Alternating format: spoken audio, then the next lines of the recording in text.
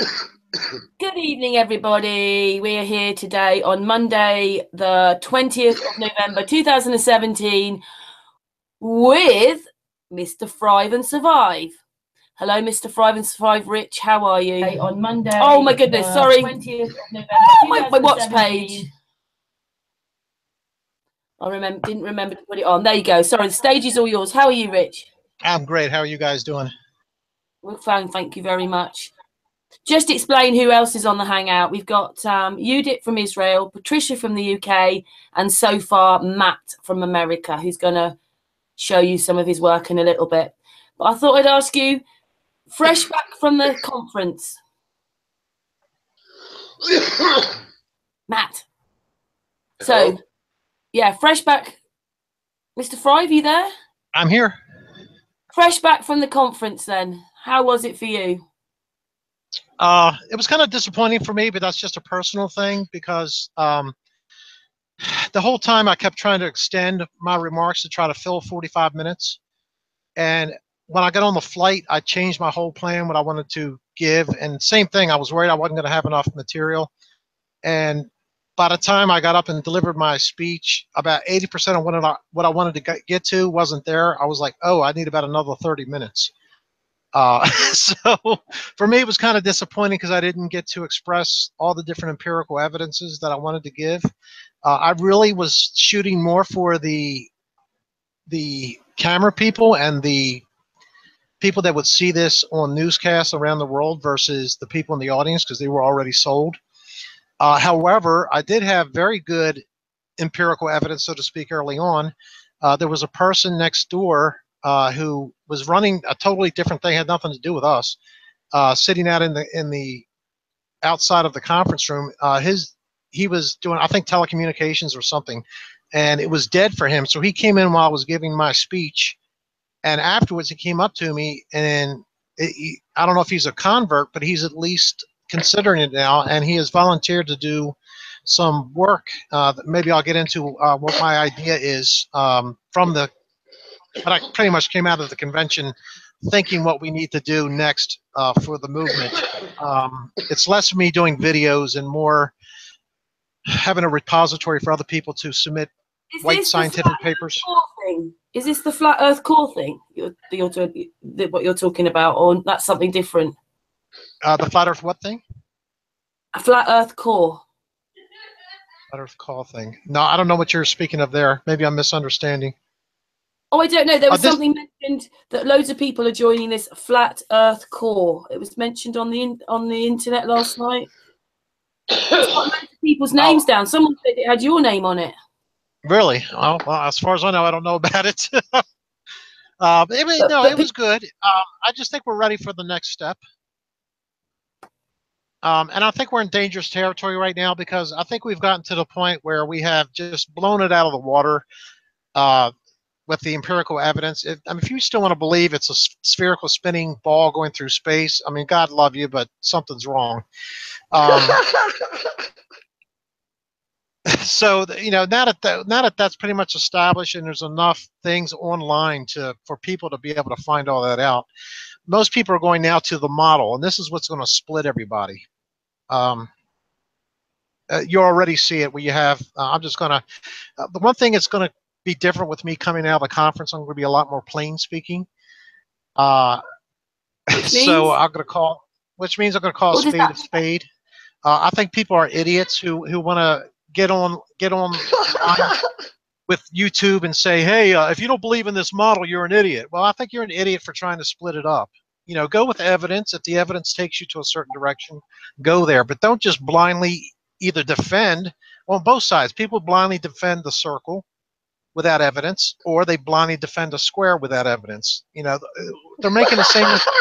They're making the same mistake they made before. 1 second, Matt. I'm sorry, I can't help it. I'm laughing. He's got me laughing so hard. I'm sorry. Okay, he's laughing. He's not against you, Thrive. I think he's just. Yeah, I know. I'd rather not laughing at you.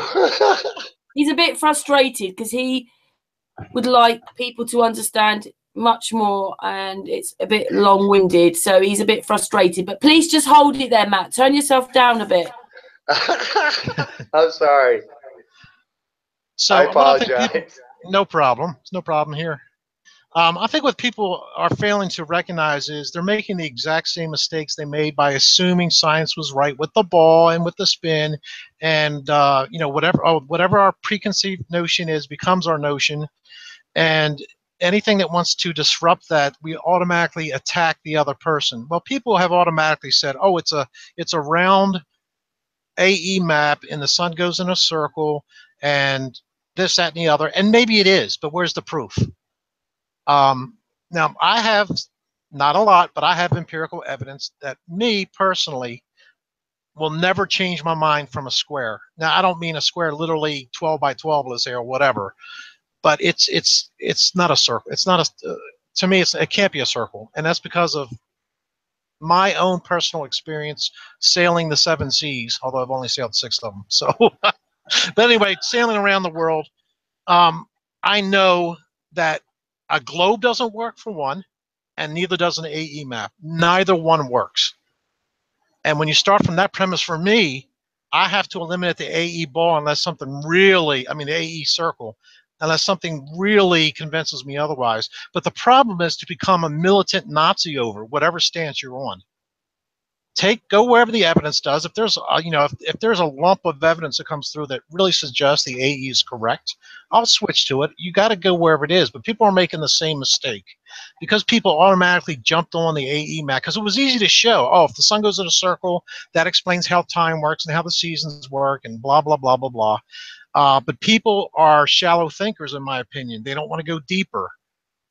They don't see the problems with it, and there are problems with a circle, in my mind. But we need to be able to discuss these things without people getting angry and making videos saying you're such a shill, you're such an idiot because you don't believe in this map. Well, show me the evidence and we'll go from there. So I think that's where we are in this, and it's a dangerous point. You mean because we're not arguing about it anymore, we just want some action of some kind, some sort of recognition?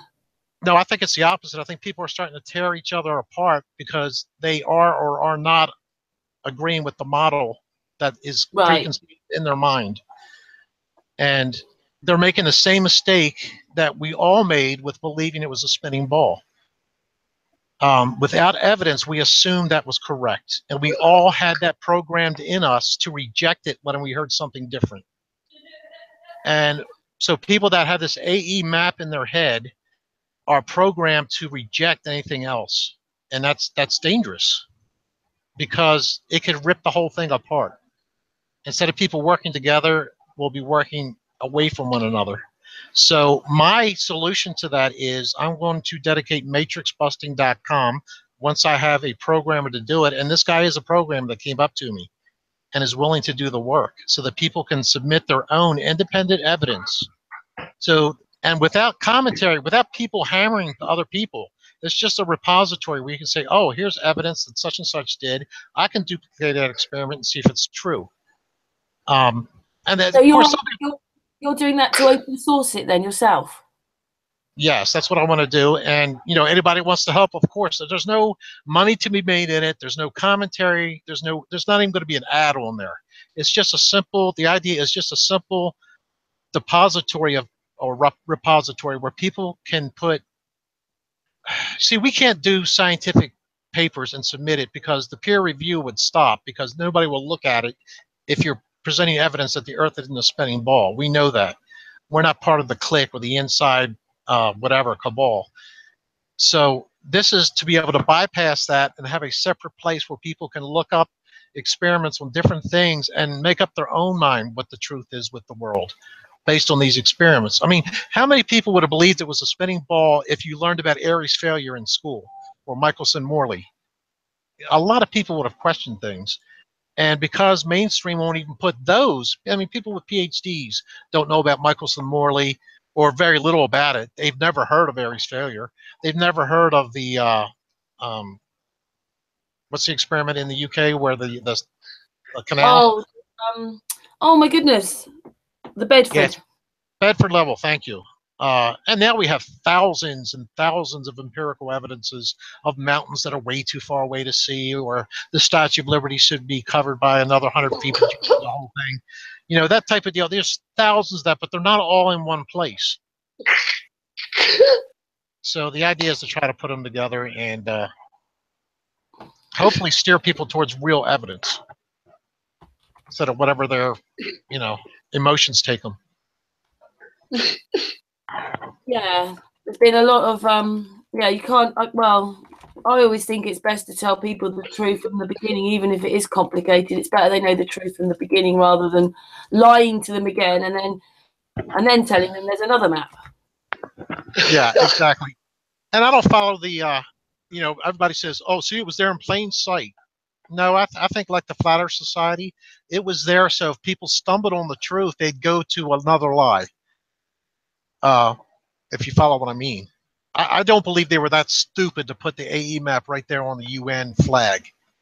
That was just like the Flat Earth Society, where you would go there, look at it, and say, oh, this is ridiculous. They think the Earth is rising upward at 9.8 meters per second squared. Come on. So, I mean, it's disinformation. Or is it true? Now, you know, somebody said that the Gleason's map, I was looking at some other channel, they said the Gleason's map is a recent type of thing, and they've made it up to make it look like it was old. And they were showing different things. And I always had a question about the Gleason's map, too, how they had all those fancy fonts way back then.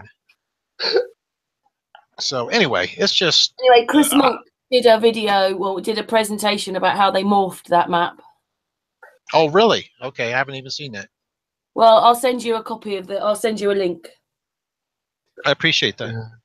Yeah. So anyway, also, Steve Proxy's in the chat room, and he just said, ask Thrive if he discussed 360 cameras with anybody at the conference. Let me think. Did it come? I'm trying to think if it came up during the Q&A. I mentioned that it was being done, but I didn't specifically get into that. I want to do a separate video on that. Yes, we've got some amazing... And I'll do that soon. It's amazing work that Z Proxy, Stan, and Costa, I think it is, they've done this work, which we've showed you, you know, with the... Basically, remember he showed you when he... the moon basically just goes over your head, really. It doesn't travel for miles and miles. Yeah, here's one thing. I don't know if he has noticed the same thing. This is something that bothers me. When you see the moon, like at moonrise, at, you know, when it's full, when it's rising when the sun sets, the two areas I look, or the one area I look at on the moon is one of the seas that I say is above the bunny ears. To me, it just looks like bunny ears on the moon. So those bunny ears where I'm located are about 2 o'clock when the moon rises. And when I see it early in the morning, when I'm walking, the bunny ears are all the way down to about 5 or 6 o'clock. To me, that rotation is not right. And I don't understand why that rotation is like that, but I'm sure these 360 cameras are catching that. It's almost like it's a clock rotating. You like that, Matt? You like that eclipse I sent you with the red moon in the middle of it? Thrive. What's that? Did you like that eclipse I sent you with the shadow going one way and then the shadow coming back the other, and in the middle it wasn't a shadow? Yes. Well, yes. I commented on that really a long time ago. Not the direction necessarily, because it's totally screwed up, isn't it? I mean, there's nothing that explains that in cosmology, how it comes in and leaves. But the fact that the shadow goes from black to transparent red back to black again is totally ridiculous. To say that that's just a normal progression in the umbra penumbra. And you saw what I for those who haven't seen the comment I left on it, there was, you know, all of a sudden we have these 90-degree rays coming from the sun all the time, no exception, except all of a sudden when there's an eclipse, they go all which way so that you can get an umbra penumbra. But when we had these 360 cameras during the solar eclipse, which is also supposed to have an umbra penumbra, there was none of that. There was the main shadow that was 67 miles wide. and that was it. There was no penumbra or whatever the first one is that is partially a shadow. No, we now have proof that there is no umbra penumbra, which there, you know, there's the physics of light tells you that can't exist anyway. You don't go from 90 degrees to every single degree in the bend there is as soon as it strikes the moon with no atmosphere. But yeah, the whole thing, if you look at an eclipse and still think that that is what NASA tells you, I'm sorry, but you need to be brain slapped. Come on. It makes no sense. Show me, prove to me you can cast a red shadow using white light without a filter or anything else, you know, using the model. Show me how you get a red shadow. You can't do it. But nobody questions it. It's just, I don't know. It's like Neil deGrasse Tyson or one of these other idiots gets on stage and you get these stupid questions about, oh, how did you make the teddy bear float or whatever. It's just you get these stupid things and nobody ever challenges them on the real stuff. But it's to the point now where it aggravates me. The people just want to remain stupid. So, like I said, I'm going to be a lot more. He may not want to have me because I'm going to be a lot more direct than I used to be. But at some point, you have to question your own intelligence. If you keep, you know, I can understand some cognitive dissonance, but when you have thousands of different things that just don't make sense, forget about what we've shown does make sense. The things that don't make sense fill up a book with what they tell us, including a shadow making the moon turn red and coming in at 8 o'clock and leaving it at 10 o'clock, huh? And plus, if you take the size of the supposed Earth shadow, the moon would be in that shadow forever. I mean, it's barely a curve. But yet it races by in about an hour and 20 minutes at max, I think, or something like that. And I still go back to this, what I call the ecliptopause with the sun, and how the moon just seems, if it's the moon, moves in front of the sun, and it sits there and sits there and sits there and sits there, and then it moves off. How is that possible?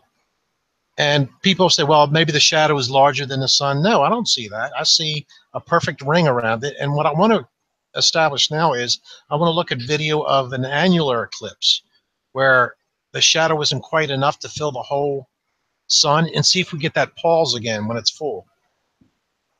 Because to me, that's a magnetic pause of some sort. And to me, it's right in front of our face, always has been. Nobody's looked at it. It's like what I brought up at the conference. Why is there no, even just a little bit of the sky around the moon blue? It's brighter. I mean, there's times when the full moon makes it brighter. You know, they say rods and cones have to be activated by light to see colors. Well, no matter how bright it is, I can't see colors on the ground with the moonlight. But after the sun sets, and I can barely see shadows at all, I can still make out a few colors. And the sky is still blue, even to the opposite side of the sky, an hour after sunset. Why isn't the brightness of the moon is up there, much brighter than what I just described, an hour after sunset? Why don't we see any part of the sky that's blue? None of it is. And yet nobody even questions this stuff. It just amazes me.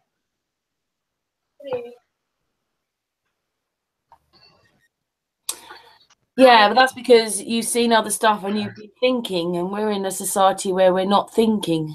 Well, generally out there, it doesn't. Yeah, no, I agree. Yeah, I absolutely agree. Everybody's lulled to sleep with everything. Thrive, I found, because the chat room wanted to see the morphing video. I know Matt's waiting to talk here, but I found the morphing video. Do you want me to see if I can play it? Because sometimes my computer plays up. Sure. But if I can't, we won't play it all, baby, because some of it is repetition as he explains it. But I'll just share it, and then if it plays up, then I'll just send you the link, and you can watch it in your own time. Okay, very good. So I'm just gonna share it. Let's just hope that it plays. Well, I'll just share the actual. There it is. Everybody can see that.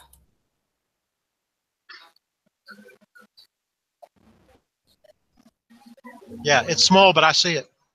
On there, don't they? 1 second, tell me. Oh. Yeah, I think all you have to do is maximize the screen. It'll be fine. Yeah, but my computer will play up then. Okay. Compass readings on Google Maps, and when you're there you go. That's what happens. The whole of England in the picture, everything is straight. But the moment you start to pan out, everything bends, or everything curves. The land curves. But even you can have the whole of England in there, which is still quite a big piece of land, and the lines are straight. And then they also loop it. So Google Maps know exactly what we're living in. Yes, I know they know.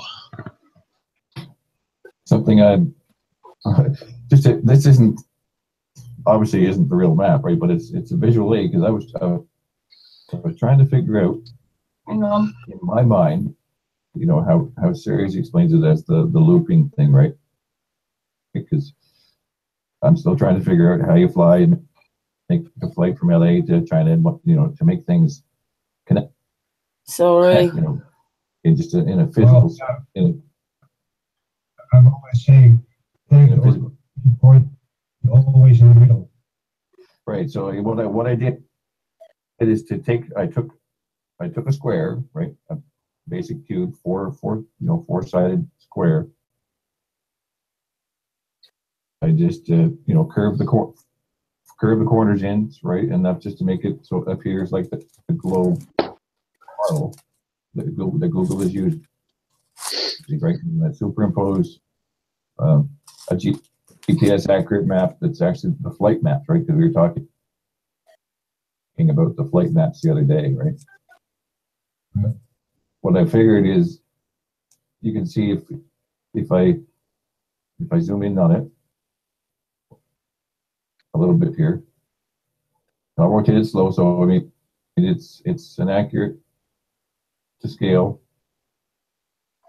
right, map of the flight path, right? So I was trying to figure out, well, how do you get from, say, wherever, why aren't there any flights across the Antarctica and so forth?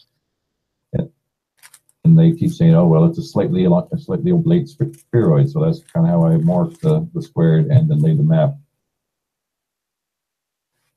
on it, right? Mm. Right. And then the fourth dimensional thing came into it, is like when I started, scaling things up and down, right? So when I looked at the North Pole, when you go on Google Maps, Google Earth, and you zoom into the center of the North Pole and or the South Pole, right?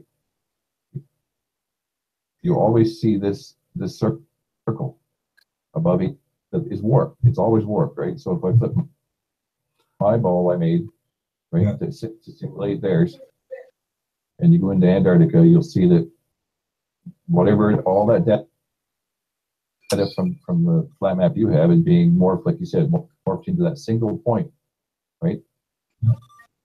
Right. So I want to say, how did they do that, and why are they doing that? Why is it always that way, right? Just to answer the question. And then what happens is, I'll just take this, give you a little bit bigger screen here if I can. If you start changing the thickness, it's an inverted double-sided square. So if you start changing the thickness, what happens? The North Pole starts coming out of the top. So here's Antarctica inverted, right? And then it starts coming out again, right? It'll come out until you end up with a pizza map, right? Right? So you can infinity keep rolling it in and out, in and out, in and out of itself, right? You'll end up with an azimuthal equidistant map, right? Eventually, if you scale it, right, and it just keeps rolling and rolling and rolling, right? So that's what they've done. That's how they pulled it off. So that's why then in their pictures you end up with a square thing. So I thought that was Change it. At least now I know what they're doing, right? Right? You can morph it inside and out of itself forever, right? And still end up with a globe. Right? And the flight paths are accurate, you know, etc. Because it's a real map, right? So. Do we get the gist of that now? So we're on the trail, right? Because it's not playing very well, but we get the gist of that because I can send it. I'll send you the link. Absolutely. Yes, I'm glad you showed that because Chris actually sent me those pictures, and I had no idea where he was going with it.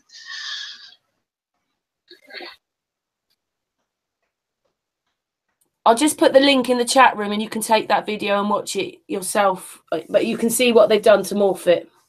Okay, yeah, it's fascinating. Oh, can I make one more comment before we go on to something else? Yeah, sure. If anyone in the flat Earth community really believes in the AE map or whatever, I mean, fine. I mean, I have no problems with that as long as you don't believe in the spinning ball. The model will come out in its own good time, and at this point, because I believe there's so little empirical evidence to prove what the real whole thing is, or enough to say, okay, we can eliminate this, although in my mind we can for the empirical evidence I have.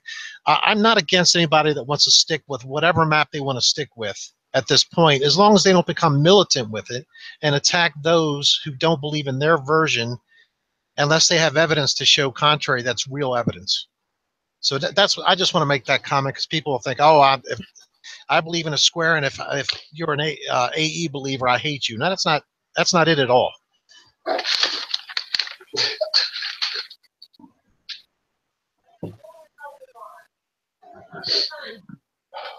I was talking away and I was muted. Thank you for that, Thrive. Thanks a lot for that. Yeah, so now you've got the AE map, how they made it. Because you said it's not as old, and they'd need computers probably for that, wouldn't they? Yeah, it's not it's not too difficult to see how easy it was for them to do it, is it? No. Here's the link going in the chat room for that video. Hopefully you'll see now. Okay. One other thing, Karen, if we could talk after we're done just for a few minutes. I got something to ask you. Yeah, sure. Okay. Okay, we'll do that afterwards. So, shall we start with Matt? Because Matt's just bursting. I know Matt. He wants to give you an update. He wants to give you an update. I don't even know where to start. Matt, just get on with it then. Well, no, because of what he was saying, I almost want to. I want to just talk about the video I did yesterday that's got 2,000 views already. Yeah, wow. Well done, Matt. You know what I mean? That one's got 2,000 views and it's going viral like a humdinger. Woo! Yeah. What's it about? Squares and circles. That's why I've been trying to cut in this whole time and like, maybe you should just stop and let me show you this, because then you'll be on my train. Okay, go for it. No one else's train, my train, after I show you one piece of paper that's sitting right here on my table. Okay. Just a little doohickey notebook, you know what I mean? A little scratch paper. There is no square. Do you see a square? All I see is triangles put together. Yeah, I think I know where you're going with this. Okay? There are no squares. It's only in nature. This is where I'm brilliant, and I've read the Emerald Tablets of Thoth, and I've read the Book of Enoch, and I've read 5 different translations of the Bible. No one asking me to, just on the idea. I knew everybody was lying, so I'm gonna cut through all the bullshit and figure this all out and get it simplified. That was my whole life. What I'm showing you right now is my whole life. So this is a lot of work, and it came through a lot of understanding. First, you need to understand that Tesla's work is the same as Enoch, and Enoch's work is the same as Thoth's. It's one and the same. I'm sorry, the same as what? Thoth. Thoth, Thoth, however you want to pronunciate the name, Thoth. Okay. That's where the word. That's where the word thought comes from. Okay. Or consciousness. Makes sense. Okay.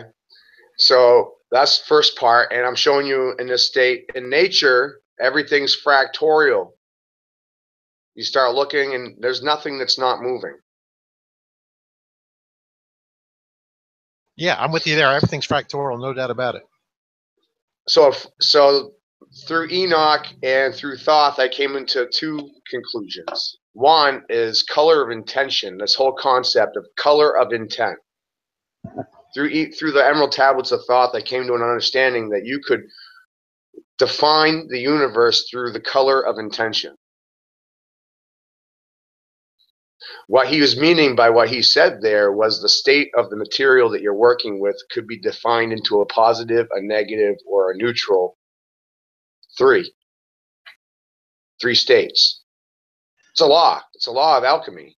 Nothing in the universe is not in one of three states: positive, negative, or neutral. Right. How electricity actually works too. It's really Exactly. three. Exactly. So now you're talking about electric universe theory, consciousness theory, hive theory, all those things. They're really talking the same thing, just they're labeling it, entitling it different things, giving it different names, many names for the same thing. And that's going on a lot. Throughout history, they kept changing the names of things and adding letters and to our language to keep us dumbed down in a state of confusion by changing the sound names of things. And what they meant by sound name is the resonant name of the thing. The frequency, the density, resonance.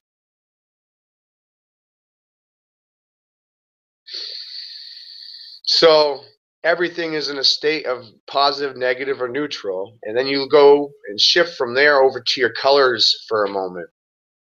There's only three prime colors: red, blue, and yellow. You can't get your computers to do this work because man made computers. And man's interpretation is wrong.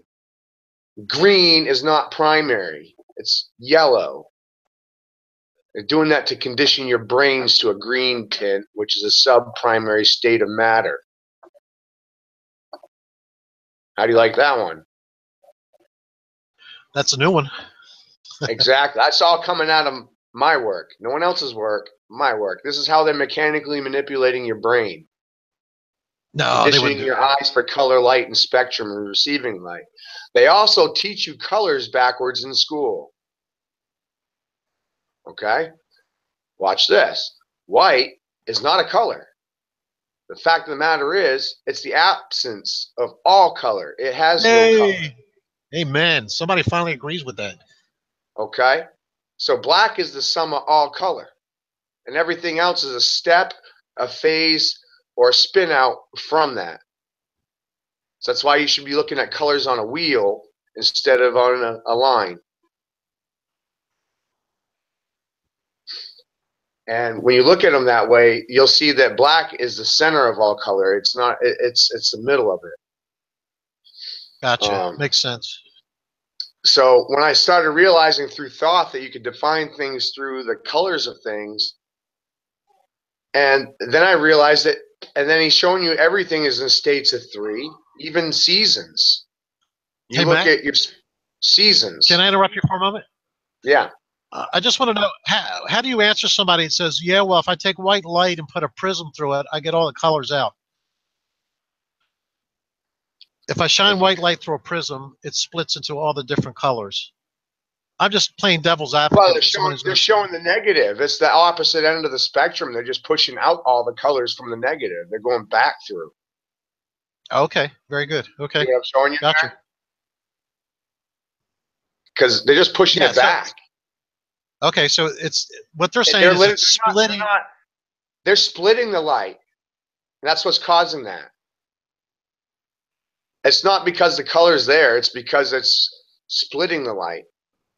Okay, gotcha. I see it in my head right now. Okay, I appreciate that. I've actually never been asked that question before, by the way, and I know. Okay, because I know somebody will ask me that as soon as I say, because they've said that to me before. Because I agree with you. White is there's no color in white. Right, and when you go to the Bible, your very first line. This is why I laugh at Christians. I laugh at pretty much every Christian because they don't have a clue about what they're talking about. Not one of them. Not one. Not one. Most of them are in what I call occult practices, which is repetitive programming. And God doesn't like that. Doesn't like that one bit. Hates it. Hates it. That organization on the corner is not a church. That's a corporation. That's an entity. It's a non-physical being. And you're defining it as the church when literally and biblically speaking, you, the flesh and body, the blood, you're the church. Couldn't agree more. So when you understand that you're the church, that means that God's inside you. From the day you were born. Nothing you can do about that. That's consciousness. Because in the beginning was consciousness. Because consciousness spoke word. It just says right in the very first line. It's right there. First line. In the beginning was word. I don't care what you want to name it. It's noise. It's a sound. It's logos. Logo. Logos. You see that connection there? Logos means sound or word in the Greek. So literally sound caused creation. Absolutely. Sound is everything. Right. Everything is sound. And bending sound is magic. That's the definition, literal definition of magic. Or alchemy, chemet, natural science, study of the chemical reactions of positive, negative, neutral in the natural world that we live in. People used to get burned at the stake and labeled witches for this practice. The very definition of that back then was Christian. Isn't that funny?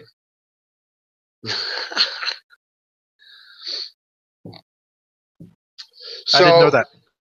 Right. Our understanding of these things has been manipulated, and it's not your fault. It's nobody's fault. There's an organization you can blame, of course. But what I'm getting at is in today's Bible, compared to the Bible from 1599, there's 30 books missing. 30. Now, yes. What does the Father think about 30 books being missing from the Word? And even one of them predicts that it would be part of the ones that would be missing. It's prophesied in the book itself. Right. And one of the books I read that really opened the book that I encouraged people to study and read, and it was literally written for our time, was the book of Enoch. I really highly encourage everybody to read the book of Enoch. I think more than any other writing in the history of man, Enoch comes out more with flat Earth and what we've been looking into than anything else that I've come across. It's like all roads. I literally read it. I read it when I was a kid, but just recently I read Thoth. So what I've come out with was a color code. I created a color code. I figured out how everything busted down into 3 states, and everything's in 3s. Time, you got seasons, but you have mid, early, and late season. 3 seasons, 3 parts to each season, 4 seasons. 4 times 3 is 12. 1 plus 2 is 3. That's how you get a fractal 3 at a time. What I just showed you was a formula for gematria. Gematria gives you the personality, color of intent of a group of numbers. Isn't that interesting?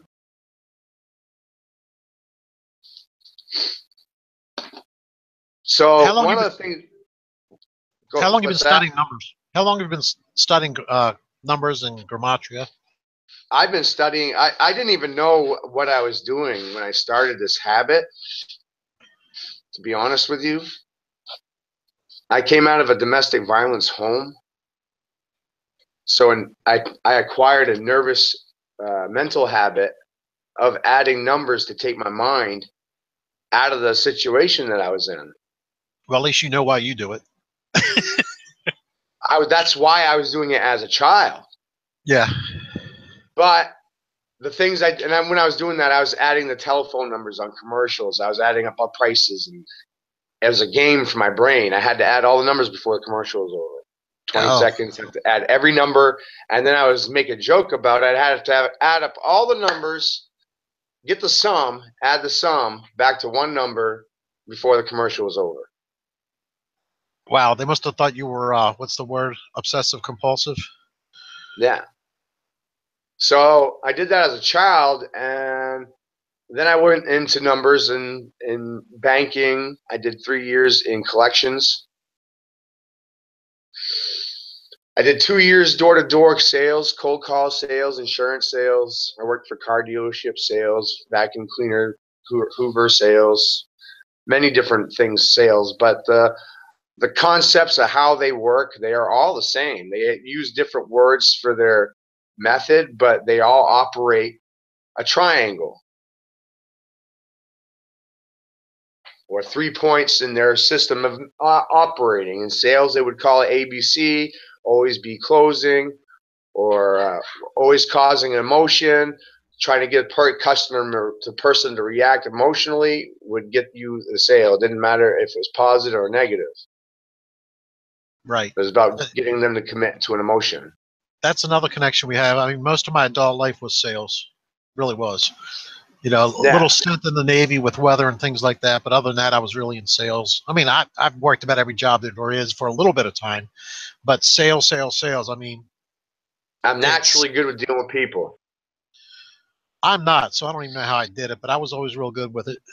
I don't know why, but I always was successful and turned into 6 figures and everything. Well, then that's when I turned into money. I started studying the history of money. And then I realized I made some connections in history that the Persians are the ones that actually implemented the zero in our mathematics.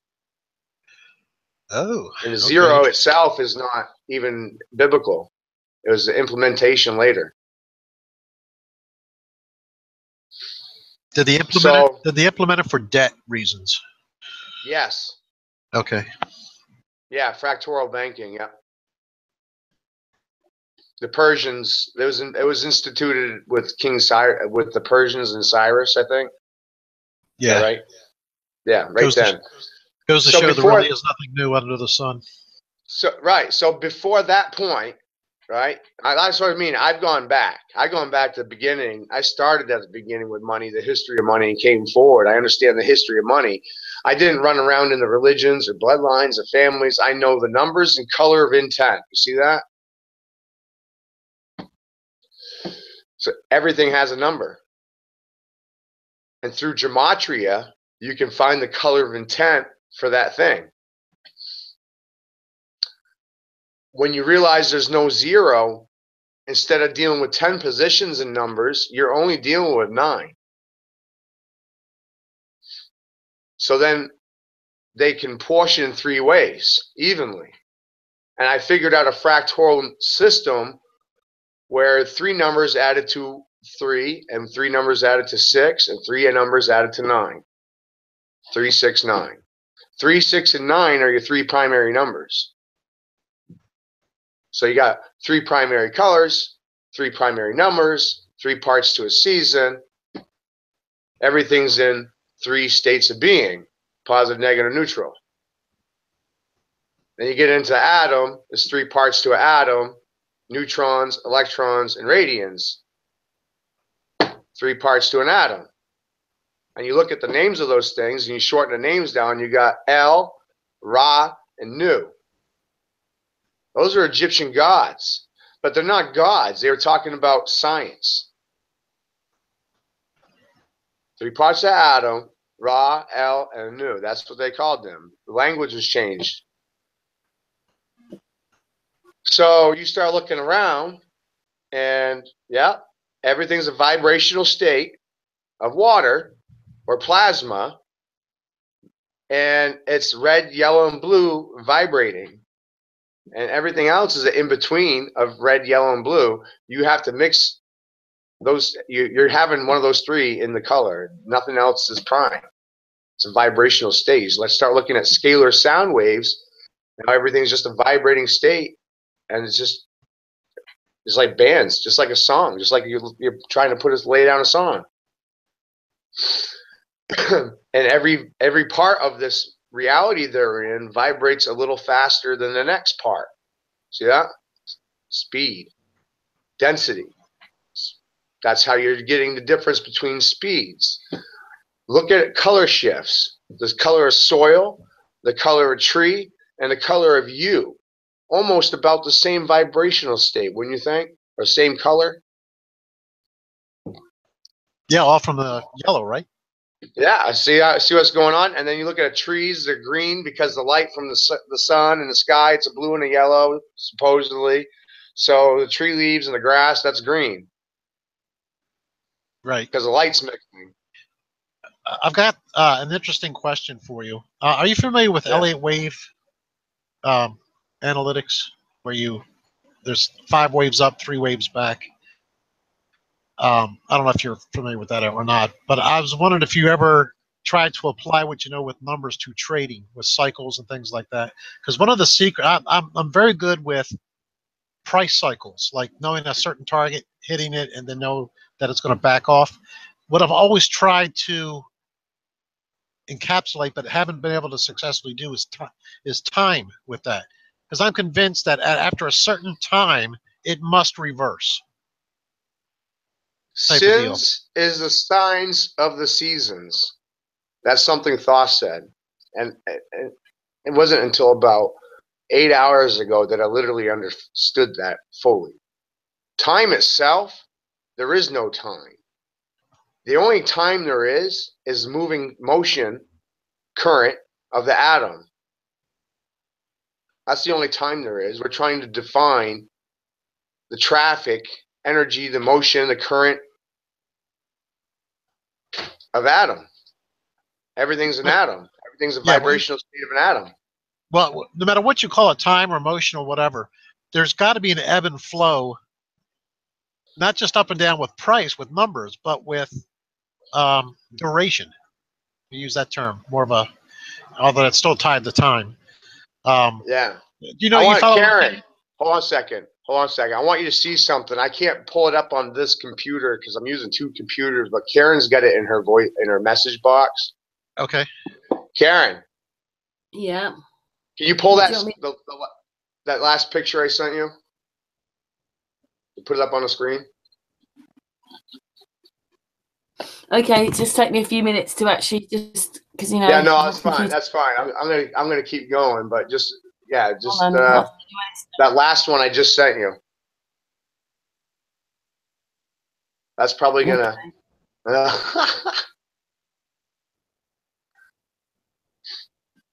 Because I got 2 different computers. I got information on this one I don't have on this one.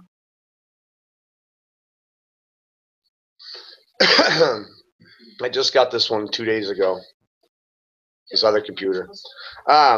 Okay, so everything's a vibrational state, right? And everything's moving, and everything's in this. If you go and look, and a lot of guys are talking about this stuff. Like Ken Wheeler, he's talking about it, and everybody's language. It's words, man. It's words. It's killing people. It's words and ego and religions.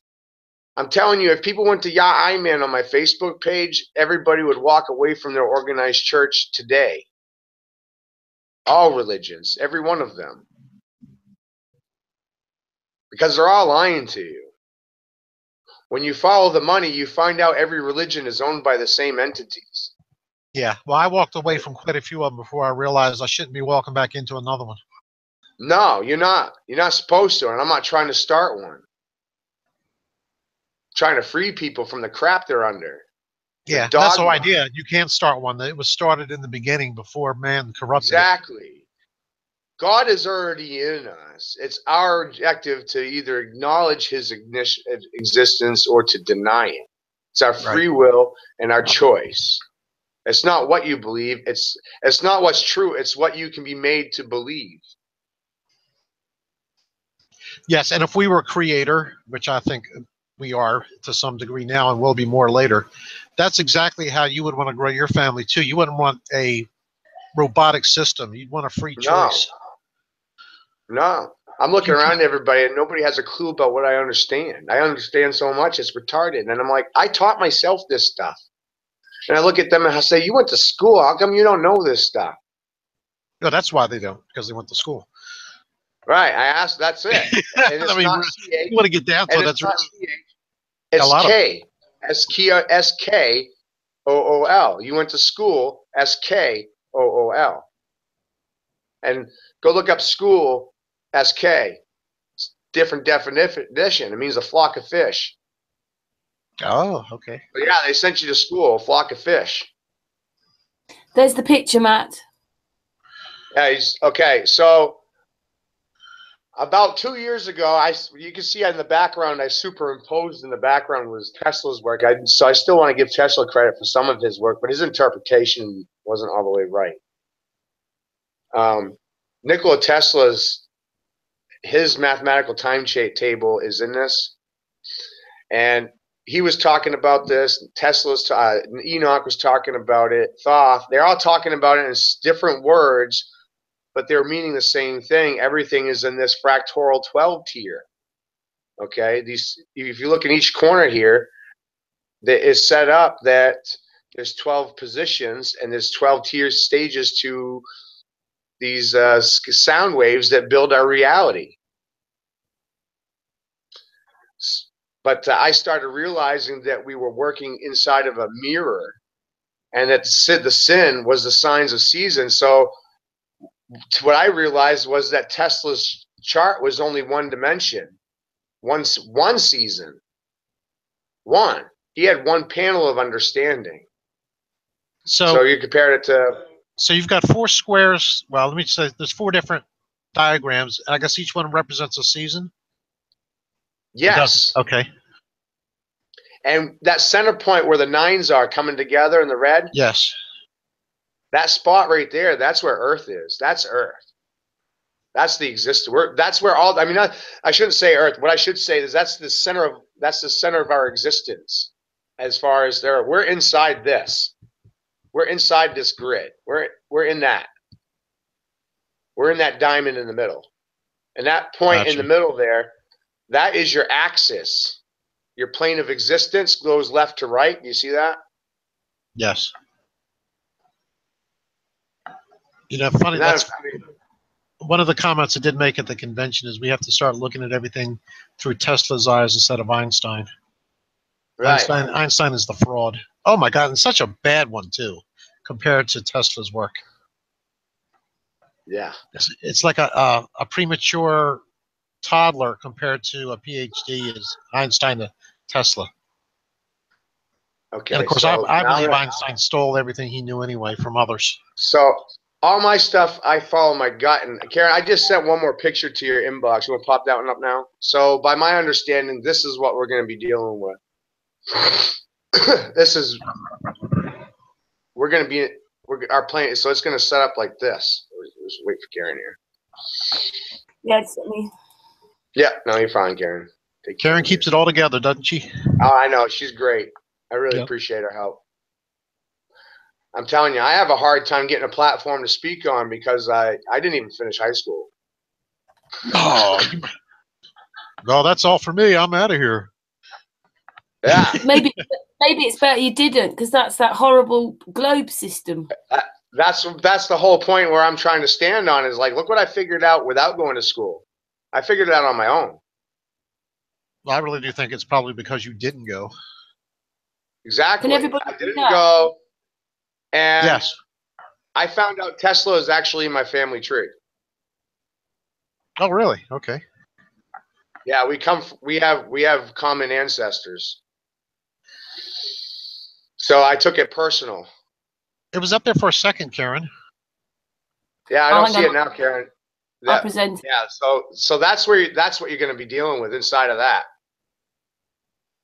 From the little teeny square, it almost looks like looking at the galaxy on the edge. Right.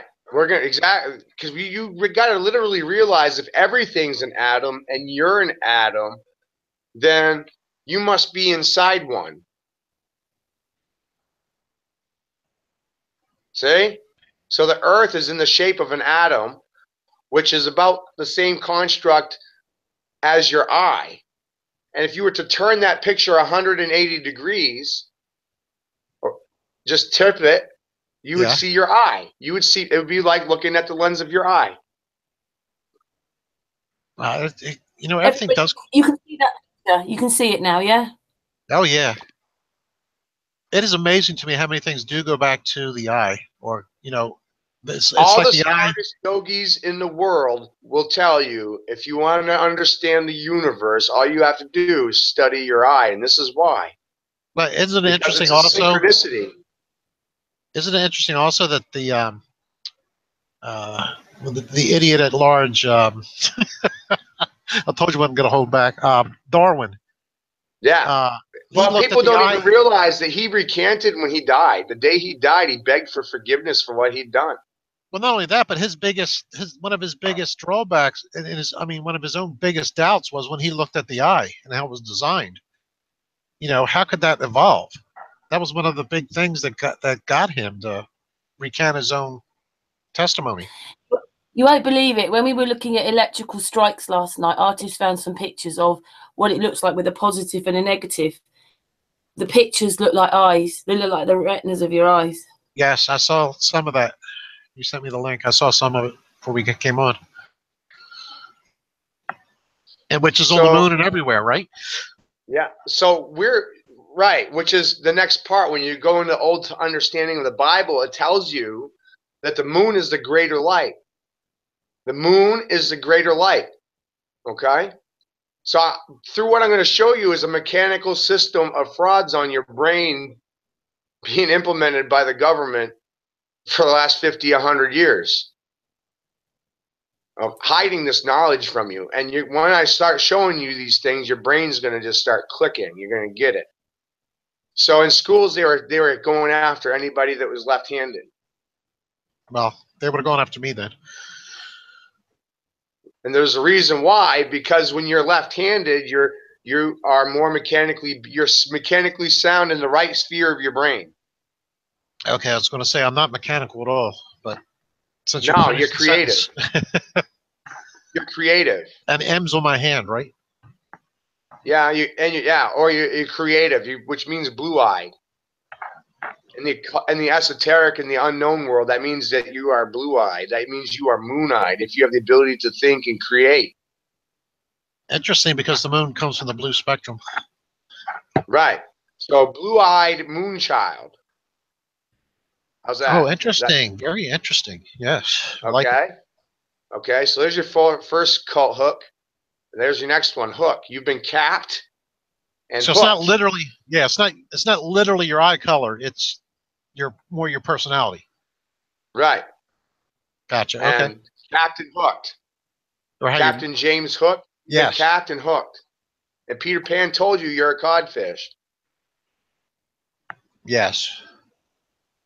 Okay. Yes. And have you found a connection also? You got Mooney. And you add a O to monkey, and you got Moon Key.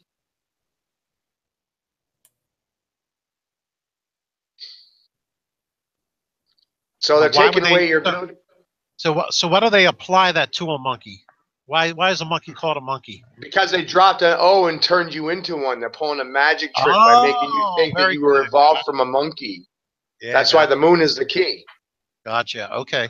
Very good. So this is through the occult riddle. This is a freaking master trick they pulled. And I'm laughing. I'm giggling like a little kid. I'm like, I figured this shit out. You're all screwed.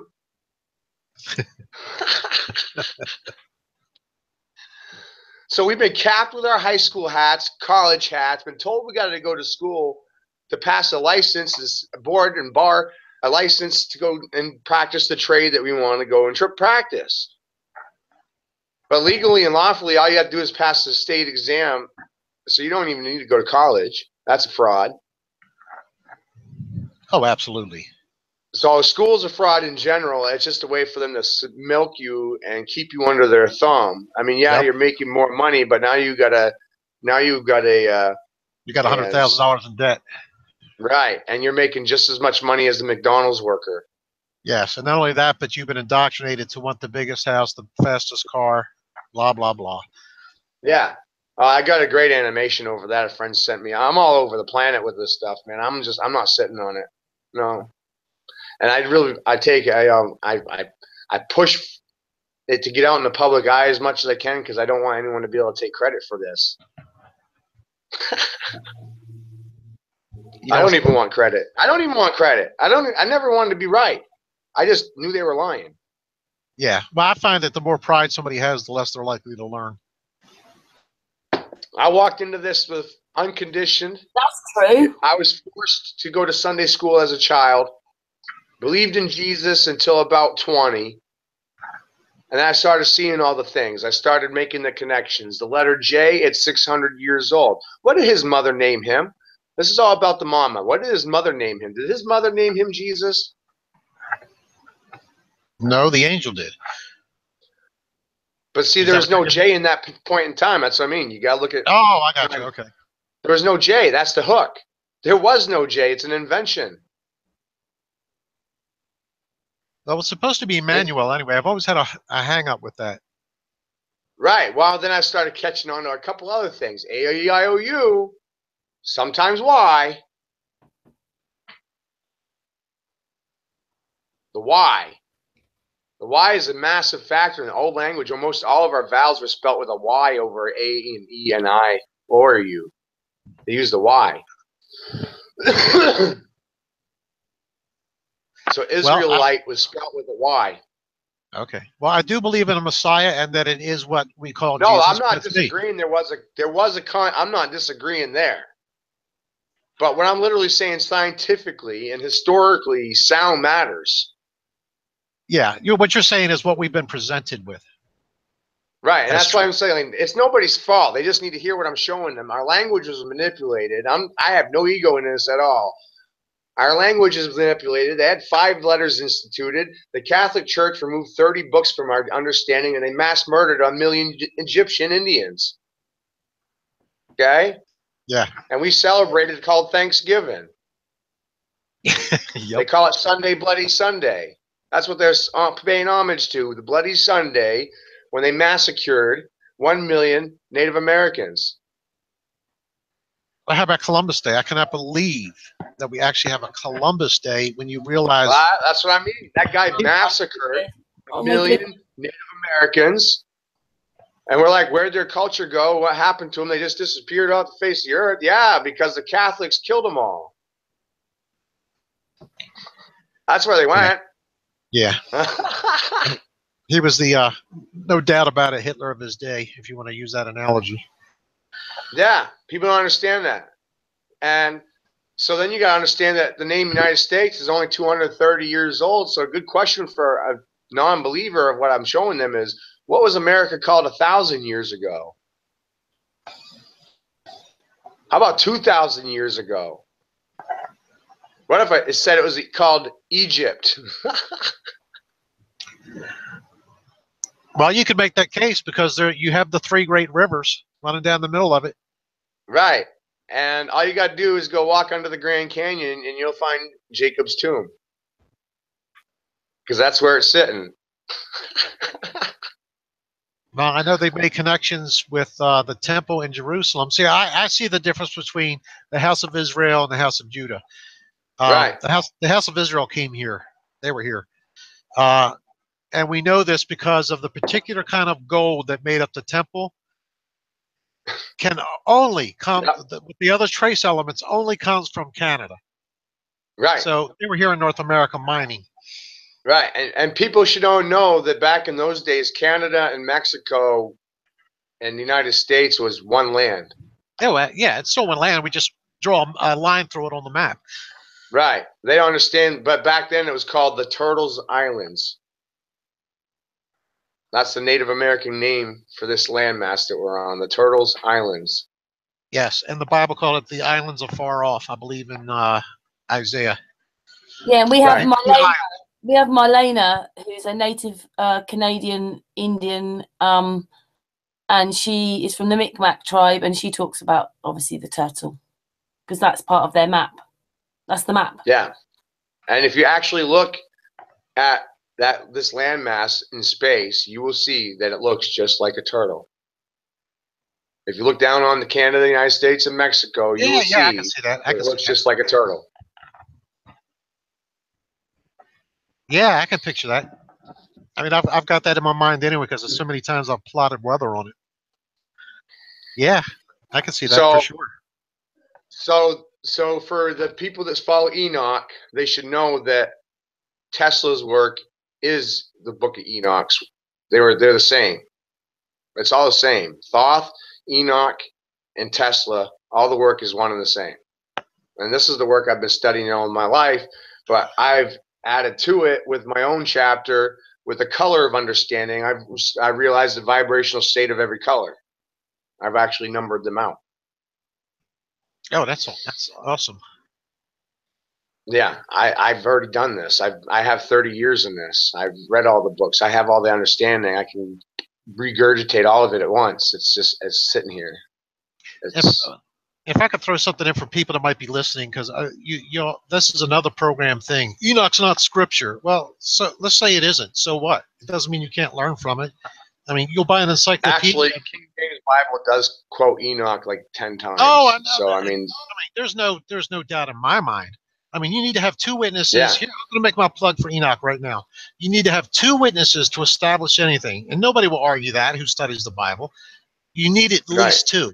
Well, what did Jesus call himself? Yeah. The Son of Man.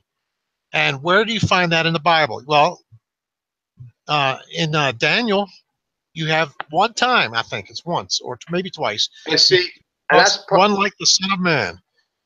And so where's the other witness? See, you gotta get it from Enoch. And you know what? Jesus quoted Enoch in the other book. Has changed so much. Yes, he quoted Enoch more than any other book. He really did. He really did. And people don't even understand what Christ's purpose was when he came here. He was a salvation portal. He created a system of faith, okay, not religion. He connected people to God through their own selves. Because he's telling you that kingdom of heaven was inside of your own self. He said that. He said it many times. Right. People not listening. Yeah, it's within you. Yep. Right. Good. He said if the kingdom of heaven was above your head and flying birds would go first, is what he said. He's a funny guy.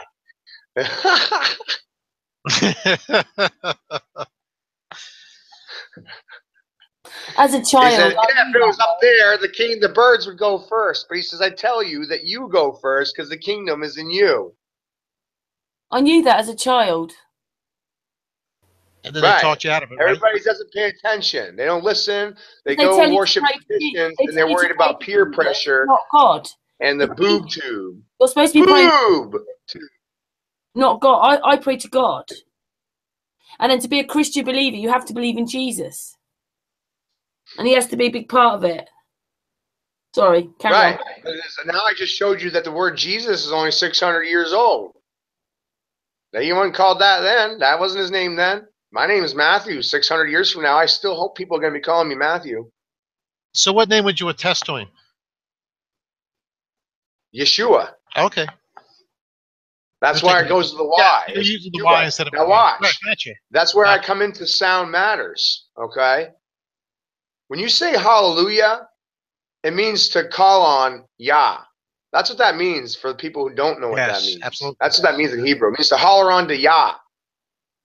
Don't worry about the spelling of it. Understand and acknowledge the sound of it. And when you understand that concept, then EA, IAH, JAH, and YAH, and RA are spelling the same sound. How about that one? Yeah, no doubt.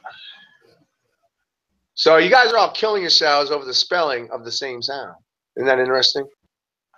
I don't know why people kill themselves over it anyway. And I know I'm going to probably desert 1 million people with this. I'm not saying any one particular. I'm saying religion. Look.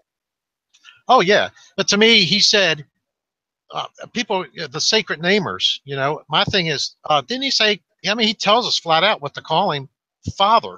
It's like, how difficult is that to pronounce? God is not. Yeah. God is not into. God is not into worshiping His name. No, says, but He also said we that are. His name was on your tongue all the time. Christ said that. He said His name was on your tip of your tongue all the time. It took me a long time to figure that one out. When you breathe, you say Yahweh. When you should say Yah and Way and May Gotcha. Yeah. and through in and exhaling of your breath through the day, you're making no sounds while you're breathing. Literally, you're vibrating the tone of the universe through your breath. Right. So anything with breath is always calling on His name. Yeah. That's why it's like, love me or hate me, you're going to say my name. Yeah. Can I just say that Josh has joined us? Matt, 1 second. Josh has joined us. Hi, Uber. You've got Thrive and Survive today. Matt, who's talking, and you did. Hey, Josh. Yeah, hey, how's it going, boss? Hey, what's up, Matt? Hi, buddy. How you doing, Judith? Taryn, hello? Hello, my darling.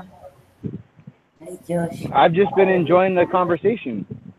Cool. I know, but I like to always, when people join, I just somehow have to get in that someone's joined. Anyway, back over to you, Matt. Yes, continue, please. So, all right, so we're going to go back to color intention. So we talking about scalar waves, sound waves, and frequencies, and you start looking at these things. I realized an equation. When I realized that 3 was the whole and that how you're dealing with these third states, I started working with a different equation. I took 3 times 1.5, and you get 4.5, and that's half a 9. 3 times 1.5, and I started rolling with that, and everything started triggering.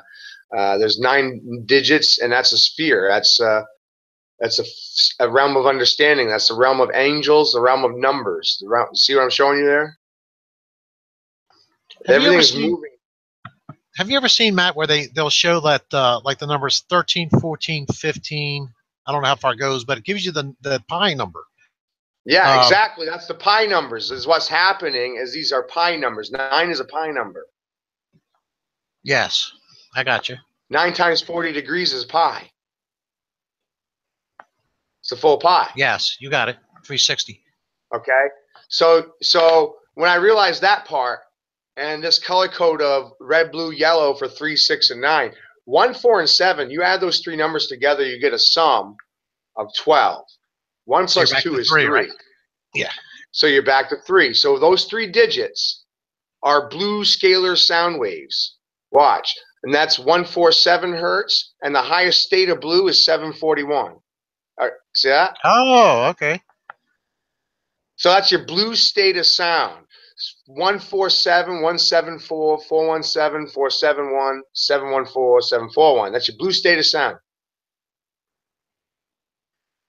That's your blue personality of sound wave.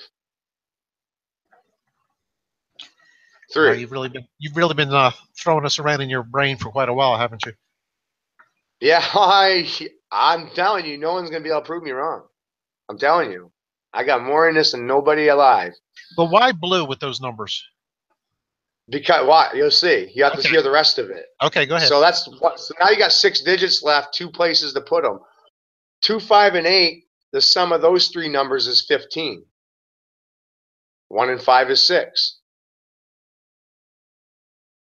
That's the yellow state of scalar sound. So you got 258 hertz to 285, 528, 582, 825, 858, 852. See that? There's your yellow sound waves. Then you got 3, 6, 9. Those are your last 3 positions, and those sum 18, and 1 and 8 is 9. So that's your red scalar sound waves.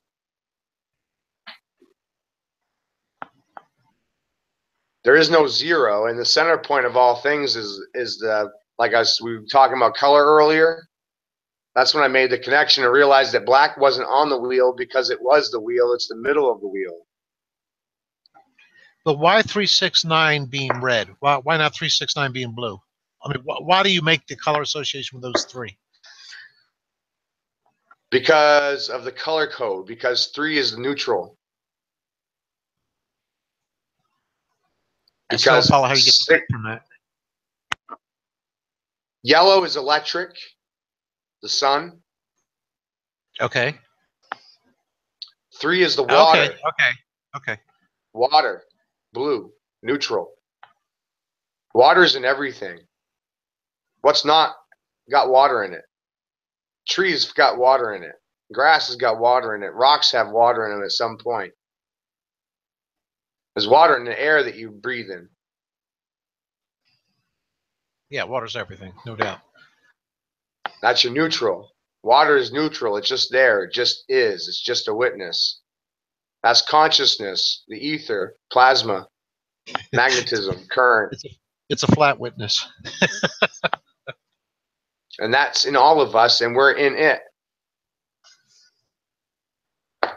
In a different vibrational state of frequency based on how we choose to feel, based on our education, what we choose to feed our minds, what we choose to feed our bodies. You know, I was just thinking of the term to be baptized with water, and with what you're saying, how could you not be? No matter what you used, you'd be baptized with water, wouldn't you? Yeah. Because everything's in the water. And most religions in the world, other than Christianity, believe that everything's a vibrational state of water. Well, I think Japan scientists proved that a little while back. When they started saying, you've probably seen it, where they started saying different words or whatever, and it would freeze the water. Man, I know how to fly. I know how to time travel. I know how to go gold. I know how to do a whole bunch of things.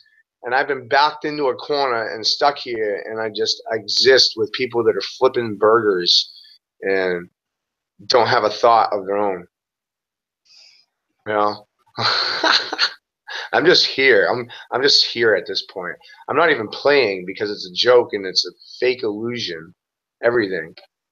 I noticed terrorist attacks. That's a joke. Go look into pictograph pictures and then ask yourself, how come these terrorist attacks are on our money before they happen? Oh yeah, for real. That's a good question. That's a great question, don't you think? Oh, I think I know the answer, but it's we don't have 3 hours. Yeah, I have the answer too, but I just want people to hear that question. Why is it printed on our money before it happened? Yeah, how is it possible? Any one of them. To me, that's the real question. How is it possible? When you answer that question, you get a lot of answers to life. Yeah, exactly. Exactly. And that's when I realized all this. And that's why they killed the mages. That's why they burned the mages and laid them. If you look up the word heretic, heretic means to speak heresy, and heresy means to speak the truth. So they were burned at the stake for speaking the truth. Heretics. Who would have thought it? Reverse psychology. And I started catching on to it. They cut your brain. You're not taught to feel. You're taught to express emotions and your feelings. You're not taught that they are thoughts too. And you're choosing. When you choose a feeling, you're judging. You're already not Christian. Think about it. Yeah, well, they've made it today where you feel some kind of way about something, you're not Christian. You're judging. Yes, they've made today your feelings are the our final arbiter to many things. Right. You should express how you're feeling. No, as soon as you start expressing how you're feeling, you're casting judgment. Yes. Good job. Yes. Way to be a Christian. Backwards. You're actually a Satanist when you do that. And that's the part people don't like hearing. Like I said, it don't matter to me. I'm just here. I'm laughing. People just use Christianity then. Because everybody says that, people say they're Christians and then they do everything that's unchristian. Yes. And again, it goes back to pride. Right. And it all goes back to profit. Blood money. Oh, yeah. I love money. Think about it, okay? You're trading your time for your physical time to get paid in money. And then you give them money in the collection plate where they can be a parasite and prey on you. They're not preying for you. They're preying on you. They're cannibals. They're preying on you by usury of the collection plate. They're preying on you. Yeah. Isn't that cool?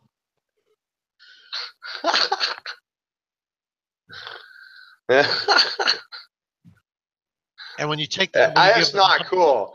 I just for people, you know, it's such a big scam. I'm laughing. I don't know what to do about it. You know, I'm just here. I'm like, here's the truth. I don't care how you feel about it. It don't matter to me. You can't prove me wrong. I don't care. Well, the real scam too is the people printing the money out of nothing, digital, just typing in a digital typewriter. They're doing no physical anything that's for what you. you say. And you could, but yet you got to flip burgers, and then you got to pay taxes back to the people who are just typing it into a computer to start with. That's just insane. Right. Yeah. So I'm just off the wheel. I don't buy nothing. I don't play, and they don't realize, you know, there's such a big thing like persona. The word persona is a mask. So you're not even being your true self. You are a persona, and a person is a corporation or an entity, which is a demon spirit. See how little our understanding is with words? Yeah. And if you think like you're thinking, you're persona non grata,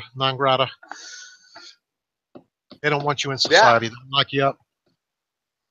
And then once they put you in society through these corporations, because that's what your name is, yes, is a corporation. Your name's a corporation, and it's insured and bonded the day you're born with a birth certificate, a treasury note. Treasury direct account is attached to your name with your social security number minus the dashes. And your stock market, you are bought and sold as a commodity every day. You're an asset traded on the world market. Yes, I just found out today. This is weird. I found out today that there's a place online where you type in your social security number, and it'll tell you how many times you've been traded. Your number, your all caps name has been traded on the market, and open trades now that are on you where you're bundled with others. It's really sick. Yeah. Yeah. And if you're like, so when you understand that, then you understand that your time is your current. See, that's the most valuable thing, is they're trying to control your time. That's the one thing I've had that most people my age have not had, is their time. And life wasn't easy this way, the way I grew up, but I had my time, and I got to ask a lot of damn questions, and I got a lot of answers. How old are you, by about the way? A lot of things. I'm 36. Okay. I've been reading, and like I was labeled with autism when I was 5 years old. So numbers are literally spinning in my head even when I'm talking to you right now. I got you. That's why I'm all giggles about this, because what I'm showing you on paper is literally what I see in my head. I see it. I don't know. I can barely function on a computer. I barely can type. I barely can manage a computer. Well, I can see how much your daily life is into it, because look at the door behind you. It's there. You got it all over in your artwork and everything. Yeah. Even I'll show you this, because what I believe into and what gets back to Rich, is he can't help it. Every day he's awake, he's drawing. This is my newest piece, and this one, I literally had to think about this for a month before I drew it, because it's very complex. That's a pyramid in motion. A pyramid in motion. Fascinating.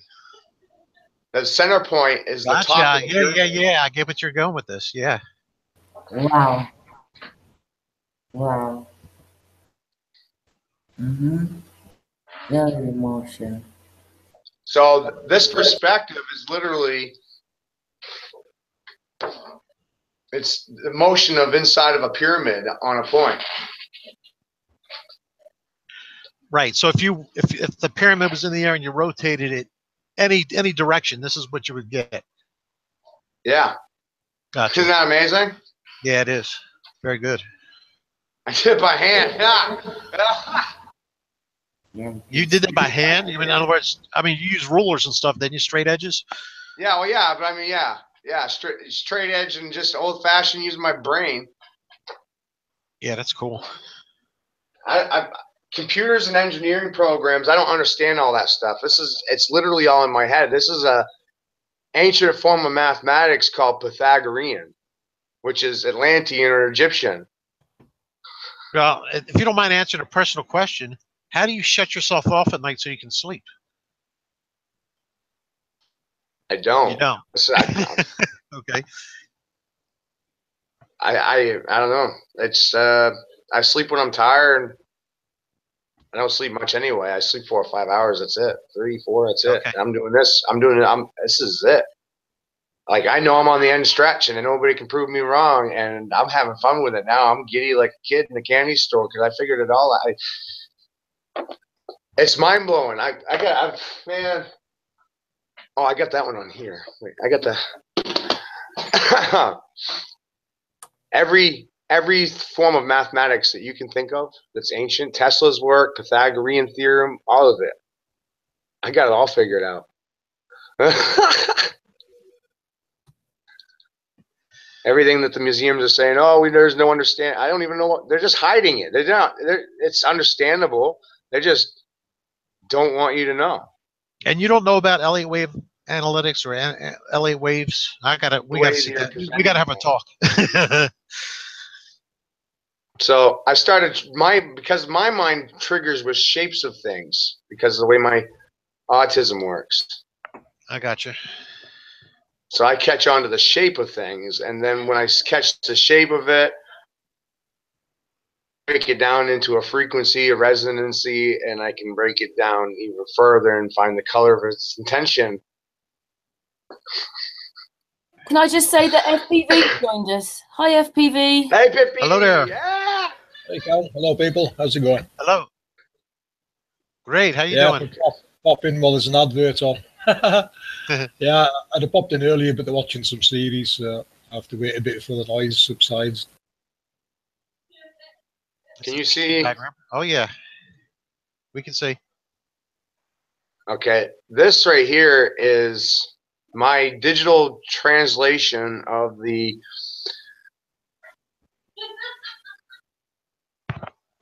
Table of Union. I'm sorry, the what? By Enoch. The cable of what did you say? Cable of Union. Table of Union right here. Table. Okay. I thought he said cable, so I was kind of lost. Table. So when you're realizing everything's a frequency and everything's a number, I literally got them down into their proper order. Realizing a cube was 36 cube, which is 15 by 15 grid. So yeah, so you 15 by 15 grid is a 36 cube. That's 136 cube, and a circle has 360 points. Then I made a connection. I said, well, we'll go 4 cube. Well, I went 4 cube, and this is where we're at. It's 104. It's 1,440 positions here, 1,440. But there is no zero. So then you look at that, it's 144. I just interject that. What Matt's relating to here is the grid size of our world. You're not sure where he's going with this.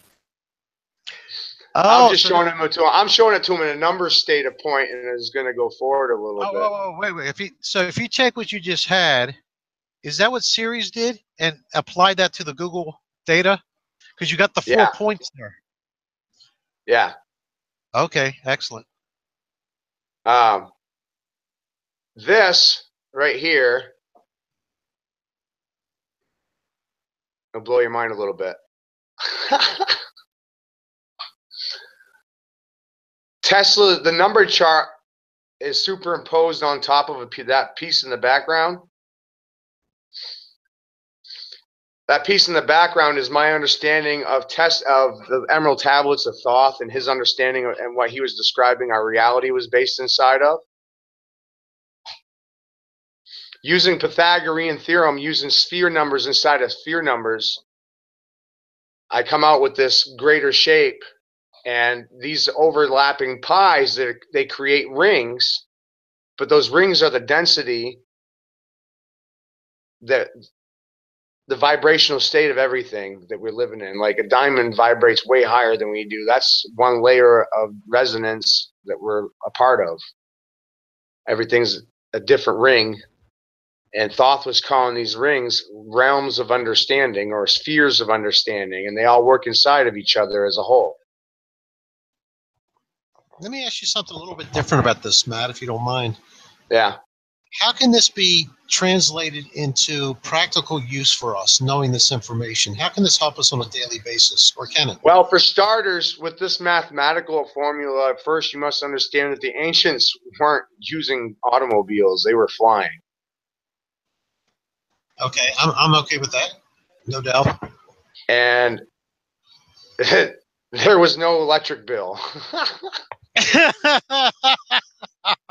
Not till Edison was born. I concur. JP Morgan. And let's see. So there was no electric bill, and they weren't using gasoline. They were flying. Those are two really big things right there. You don't need, and this tells you that you can grow mineral content, how to attract it to you. Okay. Under the even a bunch of Hollywood yuppies and Satanists are selling you half truths, 50 Shades of Grey, laws of attraction. They're just giving you half truths. They're selling you a little cookie. Can I just add to that, Matt? Hold on. Yeah, go ahead, PV.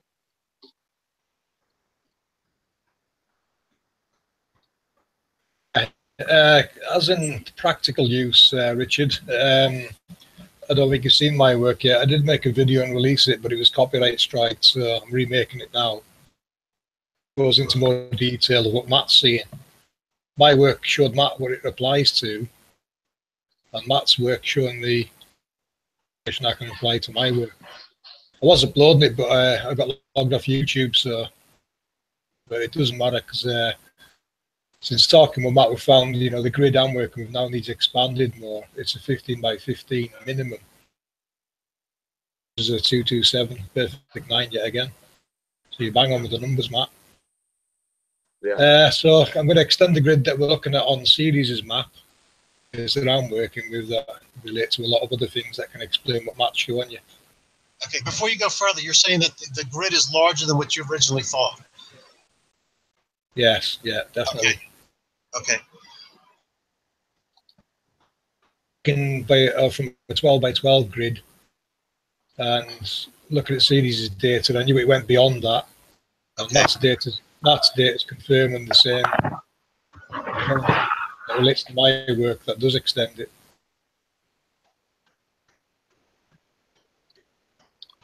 See, this is the stuff that I talk about. This is what I mean by starting to build empirical evidence for what is the model. This is the way to do it, not just saying, well, we can explain it. People have mistakenly thought that if you can't explain something, then it's no good or it doesn't exist. You don't have to explain how the sun produces heat to know it does. And that's what people have, I think, lost. And that's why I think they're in love with one map, because they feel comfortable because they can explain to their friends, hey, this is how it works. So they don't want to give it up if they're shown different data. Right. So can you see the map I'm working? Can you see this pencil map? This is the ley lines before I colored it in. Absolutely. So like I said, when we're talking about, everything comes back to a triangle and a spinning pyramid, right? Uh-huh. You look at that center point, and you can plainly see there's only 3 lines that are going to the center. Right. Right? That are clearly defined from all the way out to all the way in.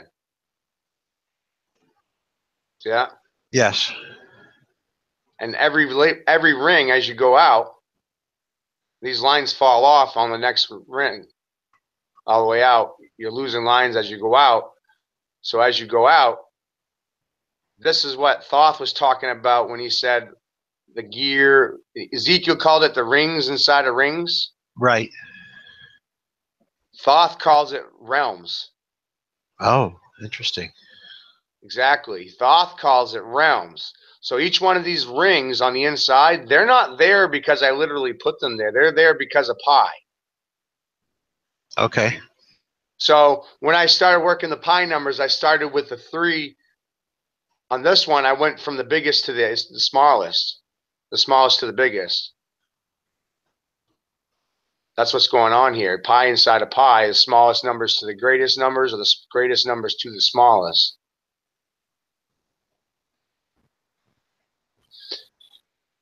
So It are you sounds literally kind of- talking? Are you literally talking pi 3141159, that type of deal? Yes, Okay. yes, but not in the sense that you're thinking in your head right now. I'm thinking. I'm actually talking about pi. I think you're using the spiral. That's This the way is pi. I'm thinking. Okay. This is pi. Yeah. See, each one is See labeled that? 3.1, 1.3. No, 3.1. You got them all 3.1. Yeah. That whole thing is pi. That's one pi. But it's a pyramid. Look at it. You see a pyramid? Yes. It's I pyramid. see a lot of pyramids. Right. But this is Pythagorean pi system. And when they mean 314, it doesn't have the same meaning that you have in your head right there. Okay. So the blue lines represent, that's why I was just putting it all around. I'm laughing about it when I made this. I was joking like a kid when I figured this out, man. Look, triangle is 3, square is 4, and the dot in the middle is 1. 314. Pi. How do you like me now?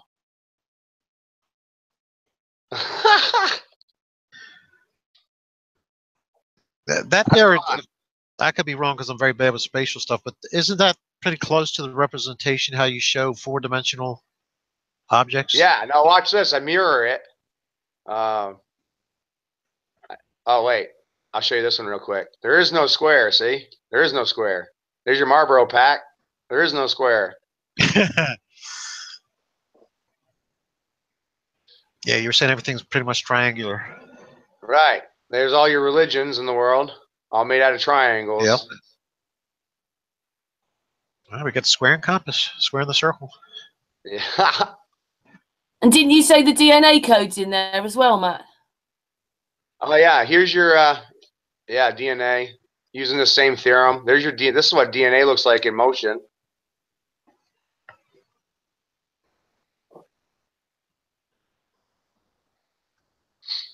So when you start realizing that everything's sound vibrations and you start looking around at things.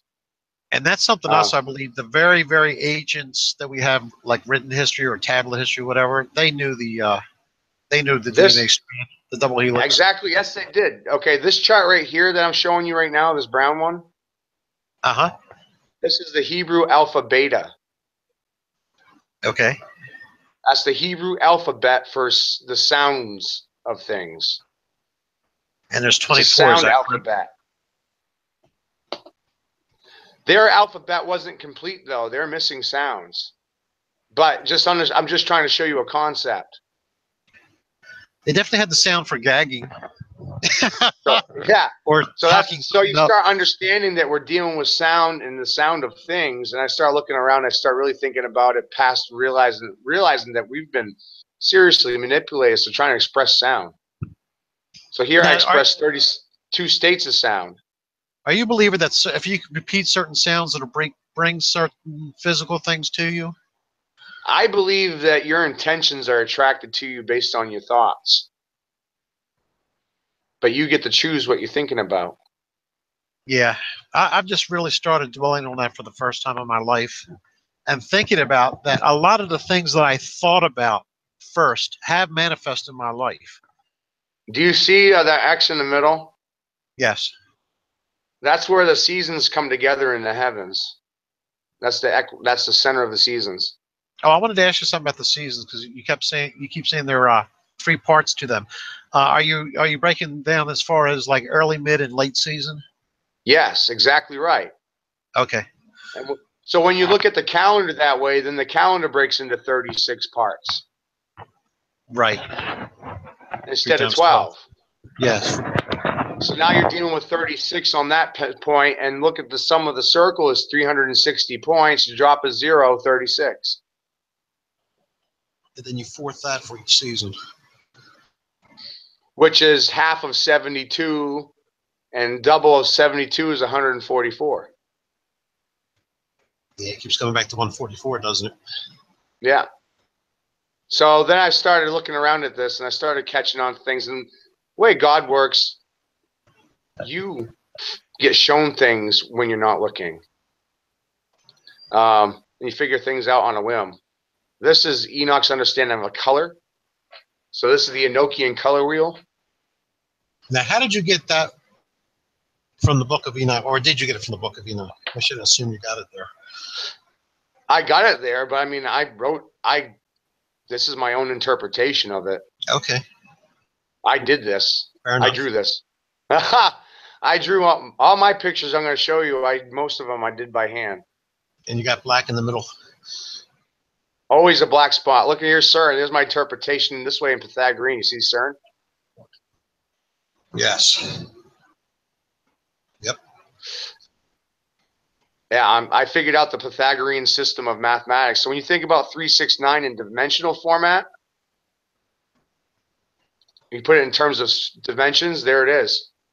3, 6, 9 in dimension. So a 9-pointed star shape, a 6-pointed star shape, and a 3-pointed star shape sharing 1 point.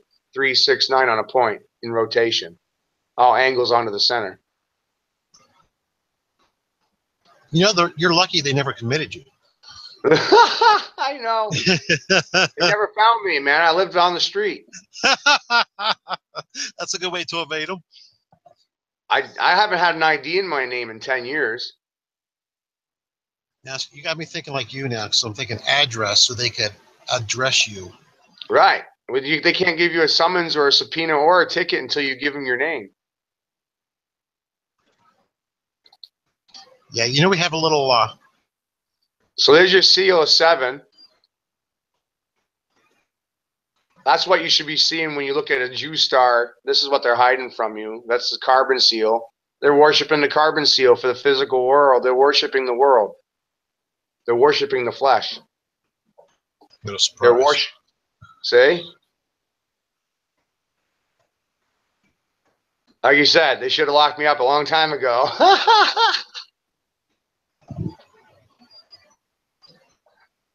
So they're worshiping carbon. Congratulations for anybody who calls themselves a Jew. You're worshiping carbon.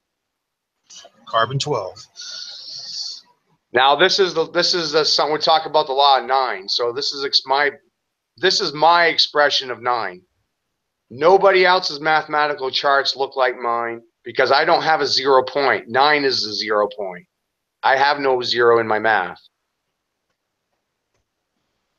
Wouldn't that be the same? Now you look how Wouldn't that be the same as maybe 3?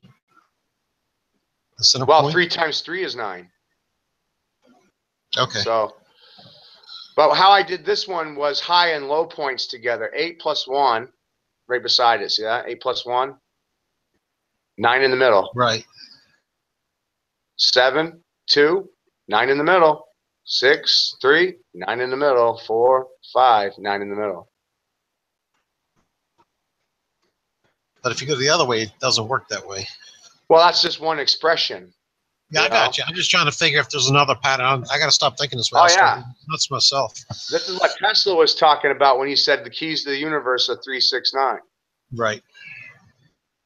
So using my gematria code, I made a circle with 10-degree portions of pi. So 10 degrees gives you 36 points.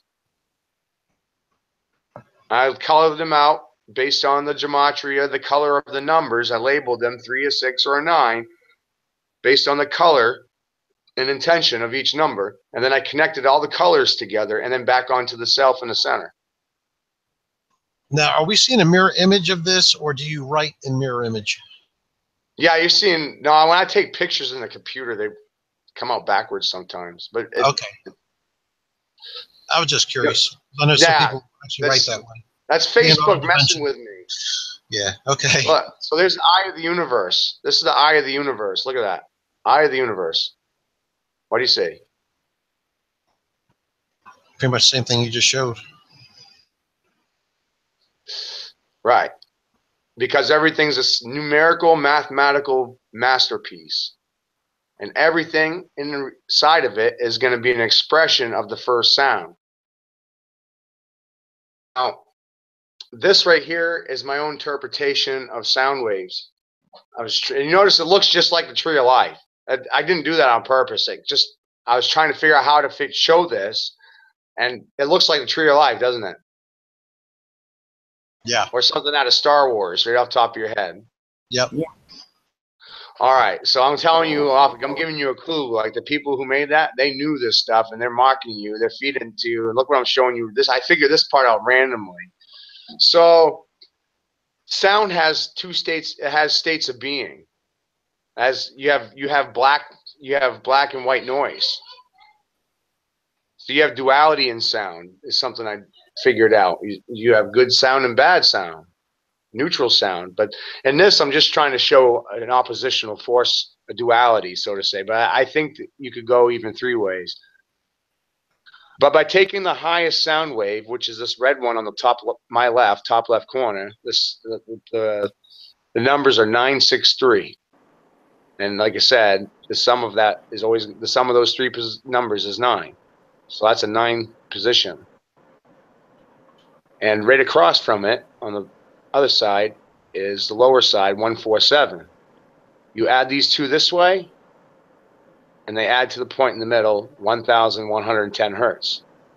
All sound waves, the way I have this chart paired out, every sound wave sums that point in the middle. Up, down, left, right, crisscross, all points of sound, they meet and equal that middle point.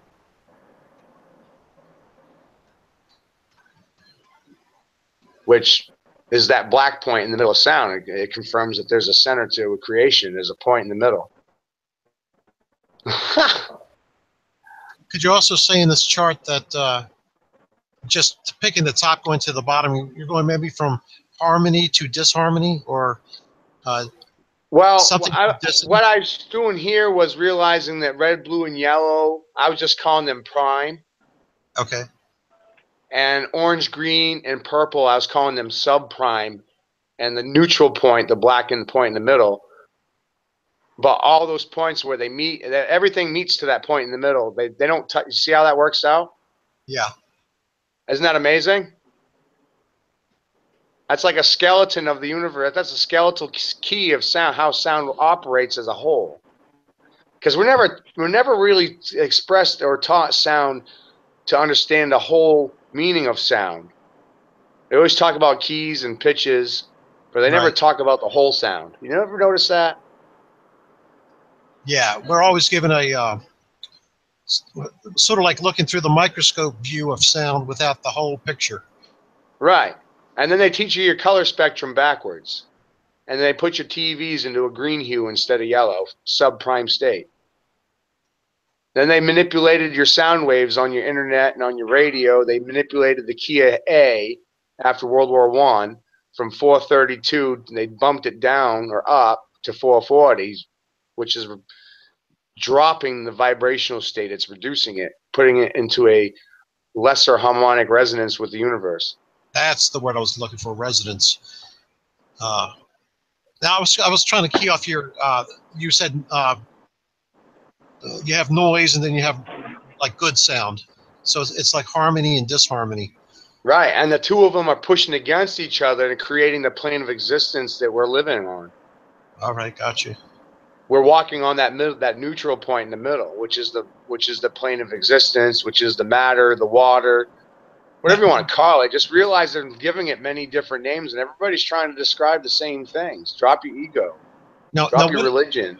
What is the motivation? But you said after what was it, World War II? World War I. World War I. What would be the motivation to change that? Would you say an A? Key A. Hitler had it changed. What does that? What does that do to humans to change that? Or well, there's got to be a reason. When you talk about the personality of it, it drops it from a 9, which is a perfect state of harmony, to an out of balance 8. Now, when you say they changed it, what does that mean? That's what I'm still trying to figure out too. 432. If you look at it by the personality numbers, 4 is a blue state, 3 is a 4, 1, 4, and 7. It's very confusing, but what I'm getting at is it's in this axis line of 9. See, and 9 in the personalities is labeled as a red wave, but it's in that plane that we're walking on, and they're pulling the harmony out of it by dropping the state of music that we're listening to. So we are vibrating lower than we could because of rules and regulations that we implied onto our own self 100 years ago. Okay. This, for whatever reason, I've lost this in my mind with what you're exactly saying. I don't know how you change a sound or of the key of A. Right. That's what they did. They dropped today's music pitch. The hertz wave for key of A is 440 today. But if you look before World War I, it was 432. So if you're saying you're listening to music and it's in the key of A, it's coming at a different hertz than it used to? Yes. But how could they do that? That's in the lab type stuff. They adjust the tuning forks to that frequency. But you're saying they've changed that They made it a standard, just like metric and the other standard, the other centimeters and inches is two different standards of measurement. Okay. They're making another. They're redefining the measure of music. Maybe let me ask the question a different way. Maybe I'll get it this way. So are you saying that if you have a guitar, you would have tuned it slightly differently than you do now before World War One? Absolutely. Gotcha. Yes. Okay. I'm with you now. And a lot of more spiritually aware musicians. This is what I just explained. There is that's almost like an insider trade secret with spiritually enlightened musicians. They naturally tune their guitar to 432. Well, I don't know. They know about that. I've known people, especially Hispanic people, and I mean European Hispanics in particular, the ones that are very good with the old classical guitar music. Mm-hmm. They will tune their guitars different than we do. Right. And I think it is the second string, which is the A string, that's different. Yeah. But anyway, I think what it does for your vibrational state, because your emotions are vibrations. What you're feeling is a vibration. Okay. Yeah, that's. But you do get a different sound. That the people that do the guitar, and it's a cool sound, I think. Yeah. Oh yeah.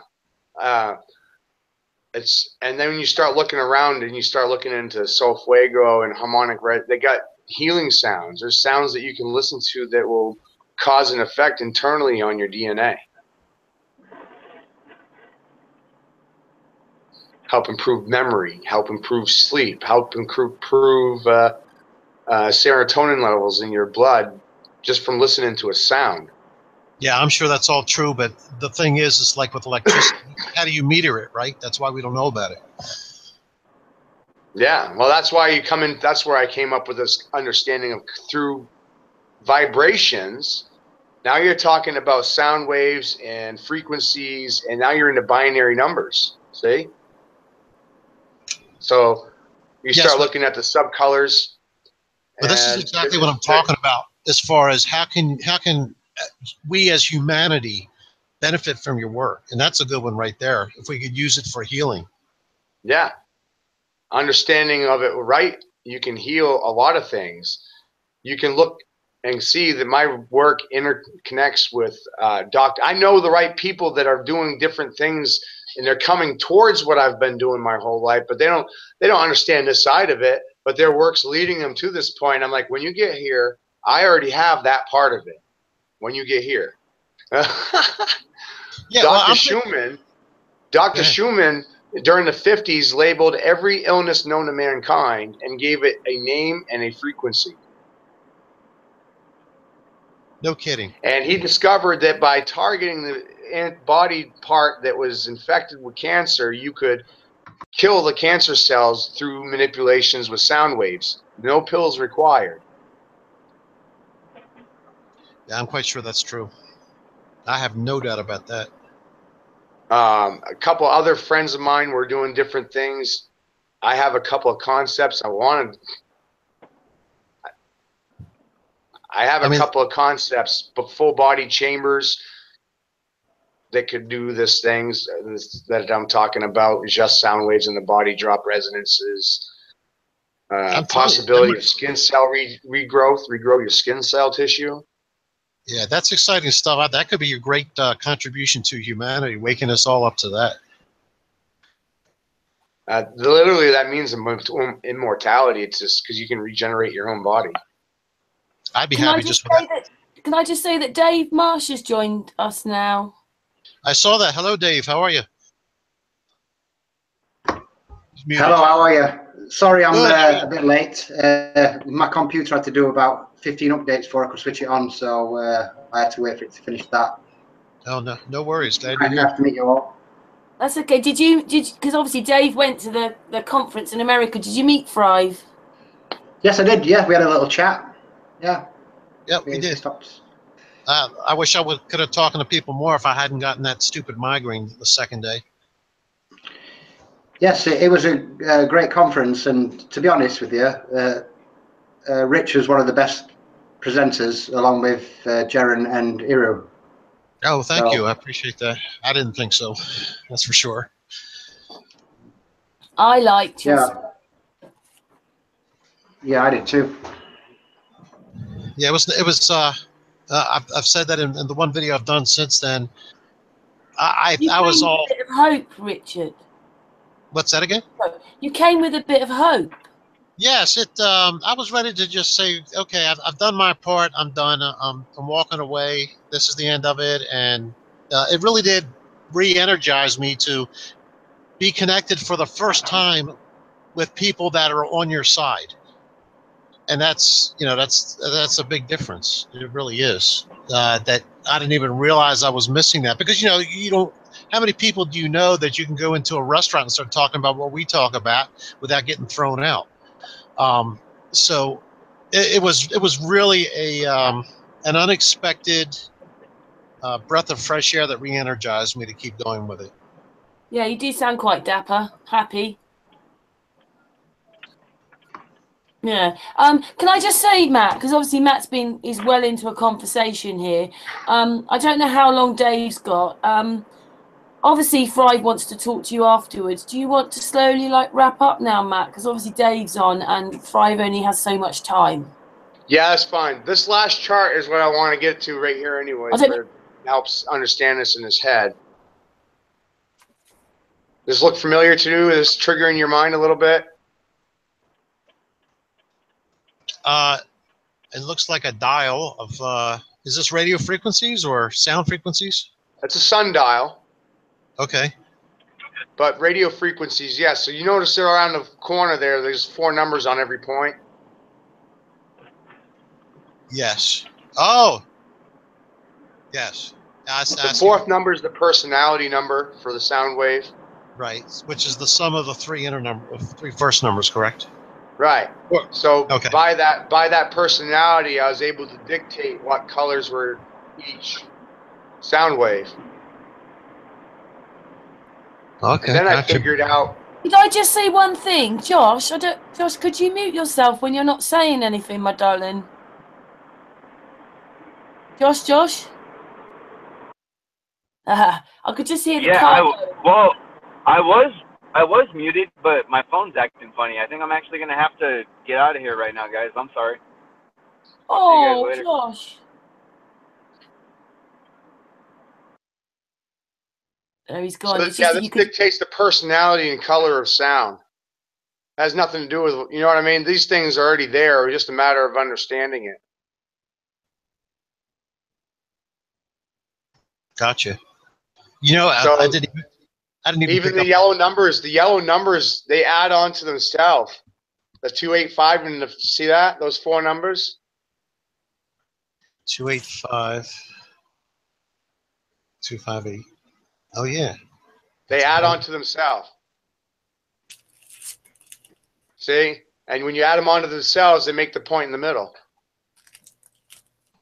So how did you come up with the numbers in the first place on the outside? Well, those are your scalar sound waves, your basic 18 waves of sound. Okay. But I gave them a personality based on the gematria, which is the 4th number is their personality. And the personality dictates the color of their intent, according to Thoth. Here's a weird question for you. Well, on the outside of where the colors come to a point next to the numbers, why do some of them have lines and some don't on the outside? Oh, those are to show you that you add those two numbers together. Oh, okay, awesome. Okay. So you add those two numbers together and you get the point in the middle. Oh, awesome. Very good. Yeah, that's a wild trip, isn't it? Yeah, and the middle is a 3, right? Yeah, which is 1 plus 1 plus 1. Yeah. A positive, a negative, and a neutral. Who would have figured, right? Other than you. Toss said if you wanted to understand things, he said all you had to do is figure out the color of their intent. Well, when you figure out the positive parts of reality, the negative parts of reality, and the neutral parts, you get the red, the blue, and yellow of everything. Here's another weird question. Does each person have a color of intent to their personality? Absolutely. And how do you figure out which one it is? I already got a chart for that. Okay. But how do you go about figuring out which each person is? Well, that's what the zodiac is. Oh, okay. Your signs, So your signs is your signs, your seasons. So I'm a Sagittarius. Would that make me a 3? I'll show you. Because it's the 12th one. Here's the yeah. See, you're Sagittarius right there. You like blue sounds and you like the water and you're a 3 and your frequency is 147 hertz.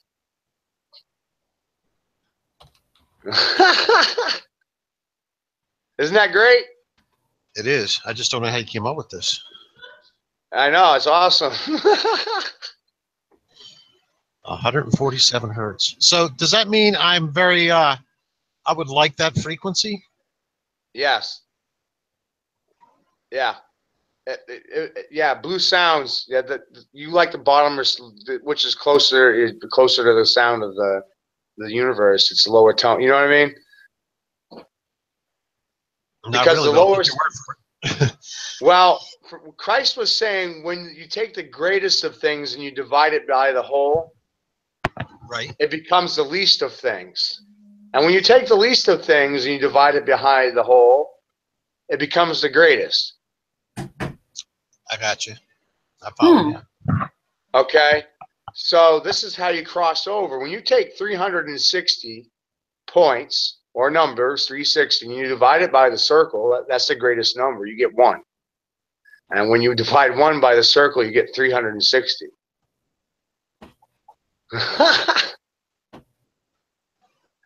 That's what he was talking about. Isn't that awesome? Yep. That's how the greatest of things is the least of things, and the least of things is the greatest.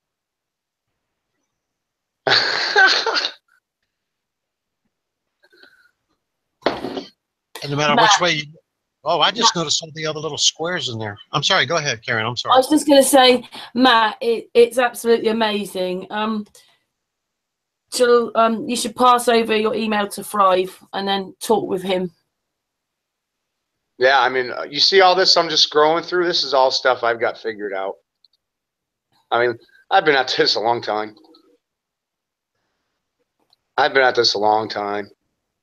We know you have. Oh, you would have to be. Like I said, you even got the artwork on your walls. I'd like to say something. Go ahead, you. Yeah, Matt, when I see the first photo that Karen shared with us, the first one with the eye.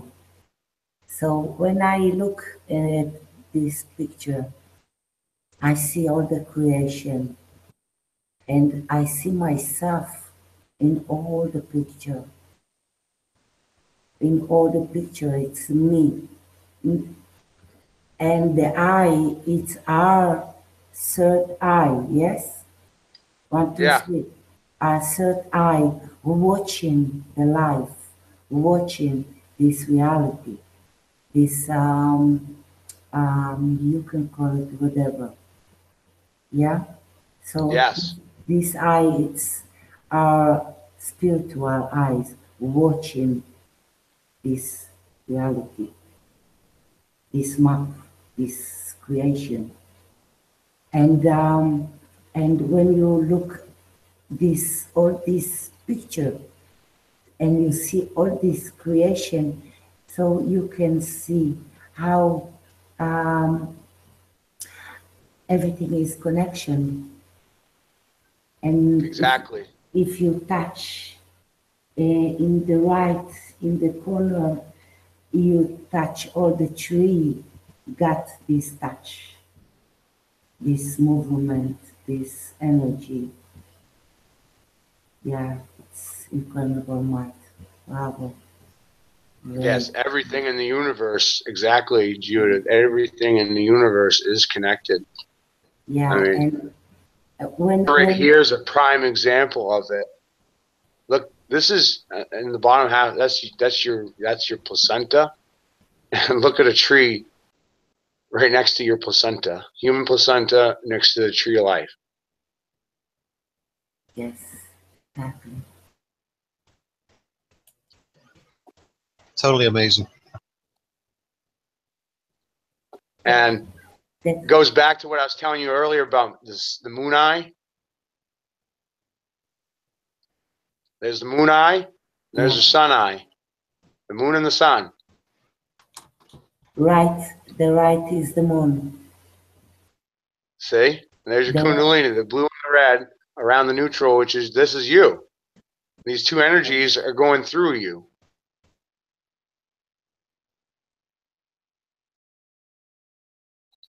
Wonderful. And these laws are from alchemy, that which is the original meanings. They've just turned everything, see, Hermetic heresy, laws of the sun and being labeled as heresy. So, Matt, there is no globe and no flat earth here. No. No. No. No, it ain't even being told to us nothing right. They got us fighting over some silly things. So this is you. That's you. This right here is you. Yeah. That's you and the energy leaving your heart. That is you. That is all of you. That's everything you can't see. In the micro and the macro. Yeah. Right. So putting that into a better perspective, this is you. You're a metastar, see? You're a metastar. You're a shiny little diamond.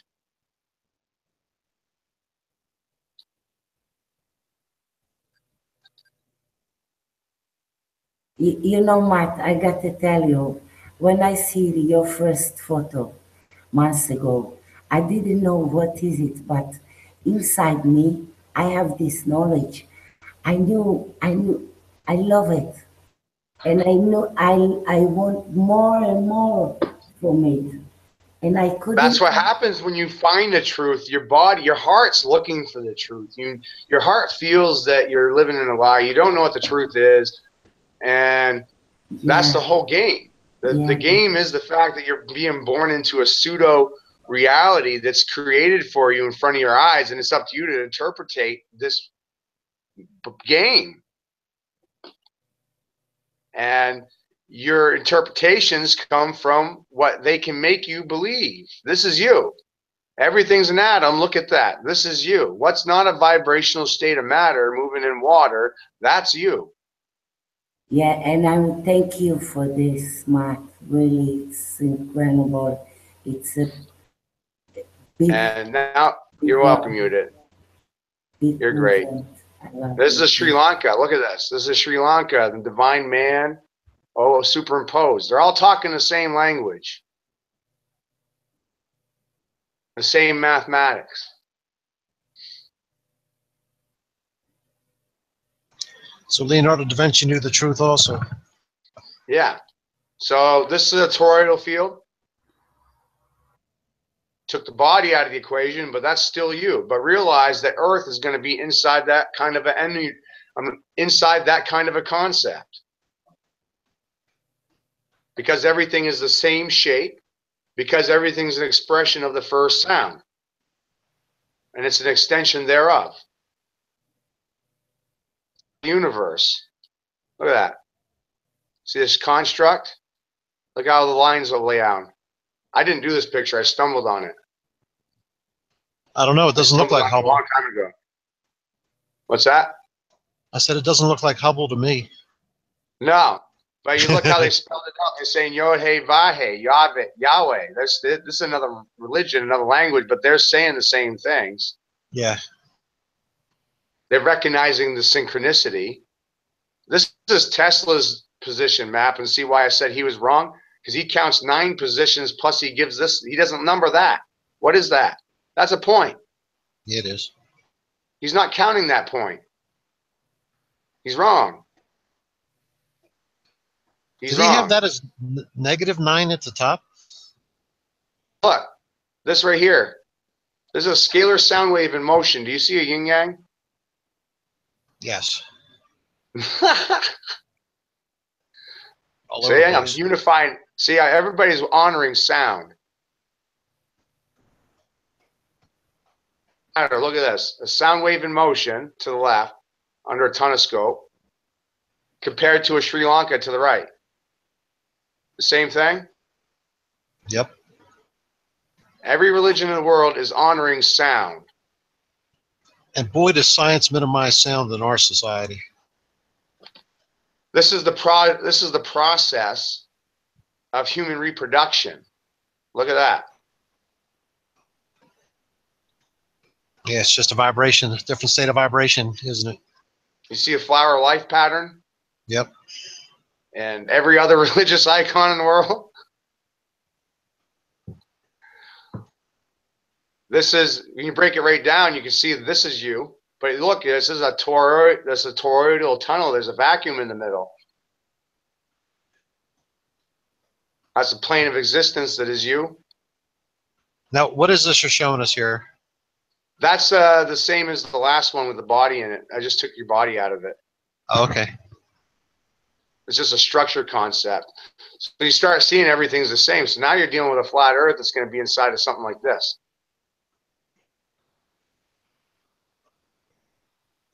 Going to be expressed by the same shape. See? Because sound is an expression of a shape. Shapes come first. You know, we didn't make math. We were trying to define what was already there. Does that make sense? We're trying to define the shape of nature around us. So we're trying to express things that already existed. Mathematics always was. Because we didn't invent math.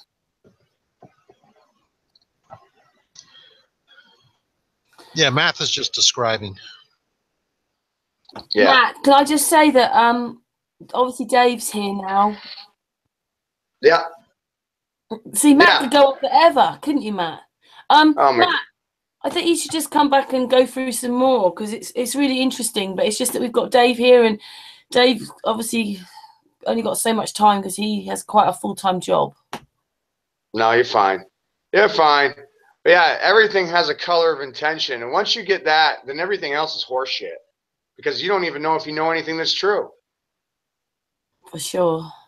So that's what I have done, is I have redefined mathematics and into an understanding that everything has a color, everything has a state of being, and I've redefined the math to that law.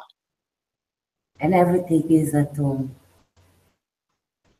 And everything is a tune. This is before I got all fancy and started numbering it and everything. This is after I colored it, but without anything superimposed over it. This is the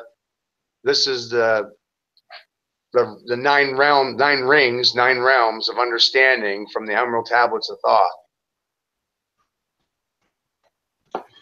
Well, I can tell you, which is not supposed to be transcribable, but here it is. From someone who is having a lot of health issues and pain issues and things like that, I would really like to see your work applied to healing and things like that. I mean, that's my own. You should look into 147 hertz just for you saying pain. 147 and 174 will release dopamine to help ease pain in the body. 174 and 147, because those are my numbers, right? Yeah, well, just that's what they do for anybody. But okay. I suffer from arthritis and things. I'm telling you, and when you go to YouTube to look for those, you'll see that there's a lot of other sound waves, and they all have different intentions or implications and different treatments for different problems. So you're talking about something as simple as finding some sort of sound generating thing online and just play a certain pitch? Yeah. Okay. For a lot of things, it's that simple. Wow. I'll try it. I know. It's so horrible. I know. You'll just be mind blown. Once you start looking into it, you'll see there's so many of them. And there's so many for insomnia, anxiety, distress. I mean, the list goes on and on. There's a sound wave that'll help you with those situations. Just a tone. I believe it. I mean, I have more hope than that than anything else. I mean, yeah, that's where I'm at right now, and this understanding of alchemy and the negative, positive, and neutral, being able to use those concepts to create a permanent free state of electricity that doesn't even have moving parts. Matt. Yeah, I gotta get going. Karen's driving me off the phone. Well, oh, I know. I don't like it. You know I love you, Matt, and you come on quite regularly, and I'm really pleased that Rich has heard you talk again. No, you're good. You're fine. Yeah, Karen's got a lot of my links too, and I got a YouTube channel. I'll get you. Karen, send you my email or whatnot. You're in the Thrive, and you are in the link on this post. Okay. Awesome. All right, you guys. Thanks so much again, Matt. Fascinating as usual. You're welcome. You don't have to go, Matt. You can listen in. Oh, I know. He's got more stuff to come up with, though, right? You'd be surprised. I got 40 questions being asked to me on my other computer right now. So Matt, can you put that down? Huh? Matt, you're showing the Hangout link. Whoops. Stay there, and just listen in for a bit because you might be very interested. Dave, Flat Earth calling Dave. Sorry. I mean, I just had a load of windows open. I was trying to get some stuff ready. Yeah, I'm here. Dave, it's your turn.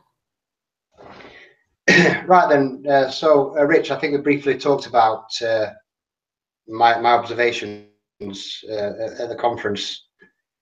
So, what I've been doing over the last year is obviously observing the moon and checking to see if my observations match up with the meridian passing time. So when the moon speeds up on my screen, it's obviously that meridian passing time on that observation day is a shorter time. So the moon's getting to that same position quicker. So it's clearly matching up with what I'm actually doing in reality. So what I'll do first, I should be able to share the screen without you seeing the Hangout because I think I've done something so you can't see it. So yeah, I can't see it yet. Yeah, I can't wait to see what you to visually see what you were trying to explain to me.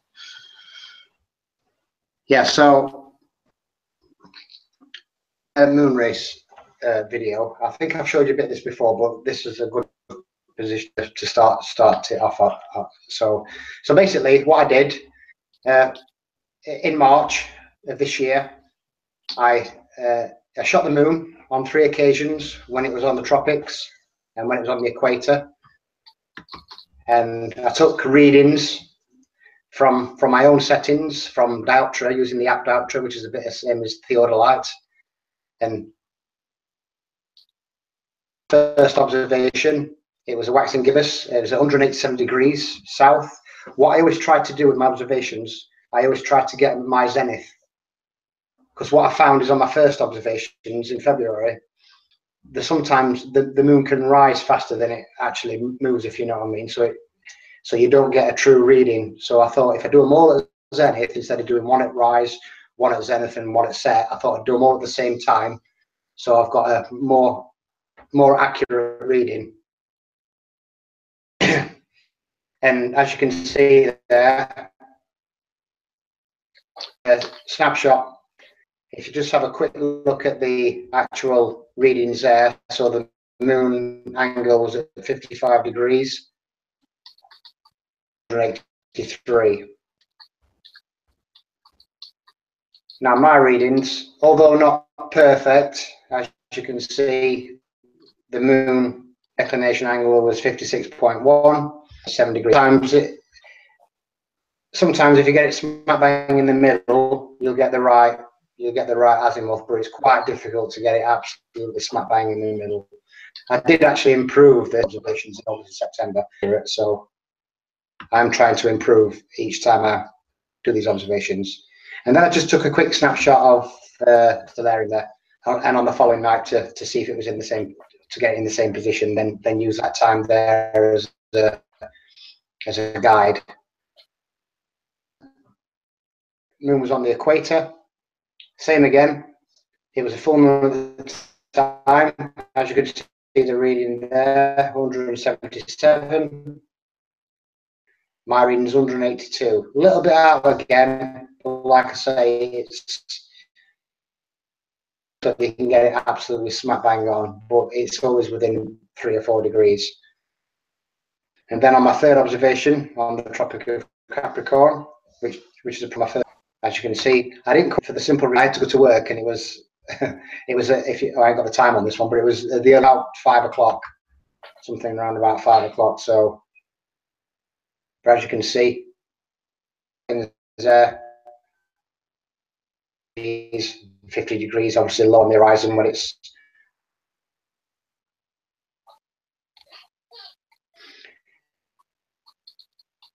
there you go, 158 and 15 degrees.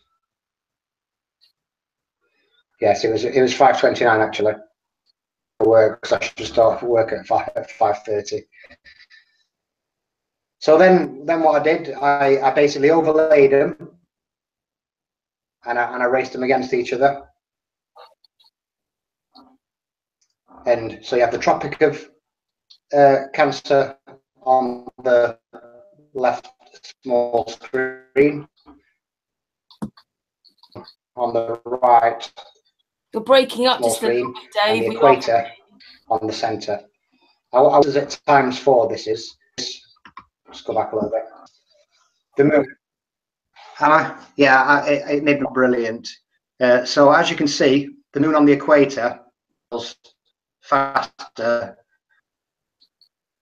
than it does on the Tropic of Cancer and the Tropic of Capricorn.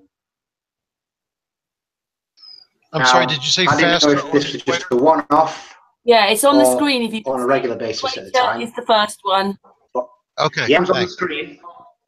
So if you look, it took 5 minutes 44 to get from one point to the next. On the Tropic of Cancer, it took 6:05, and on the Tropic of Capricorn, it took 6:17.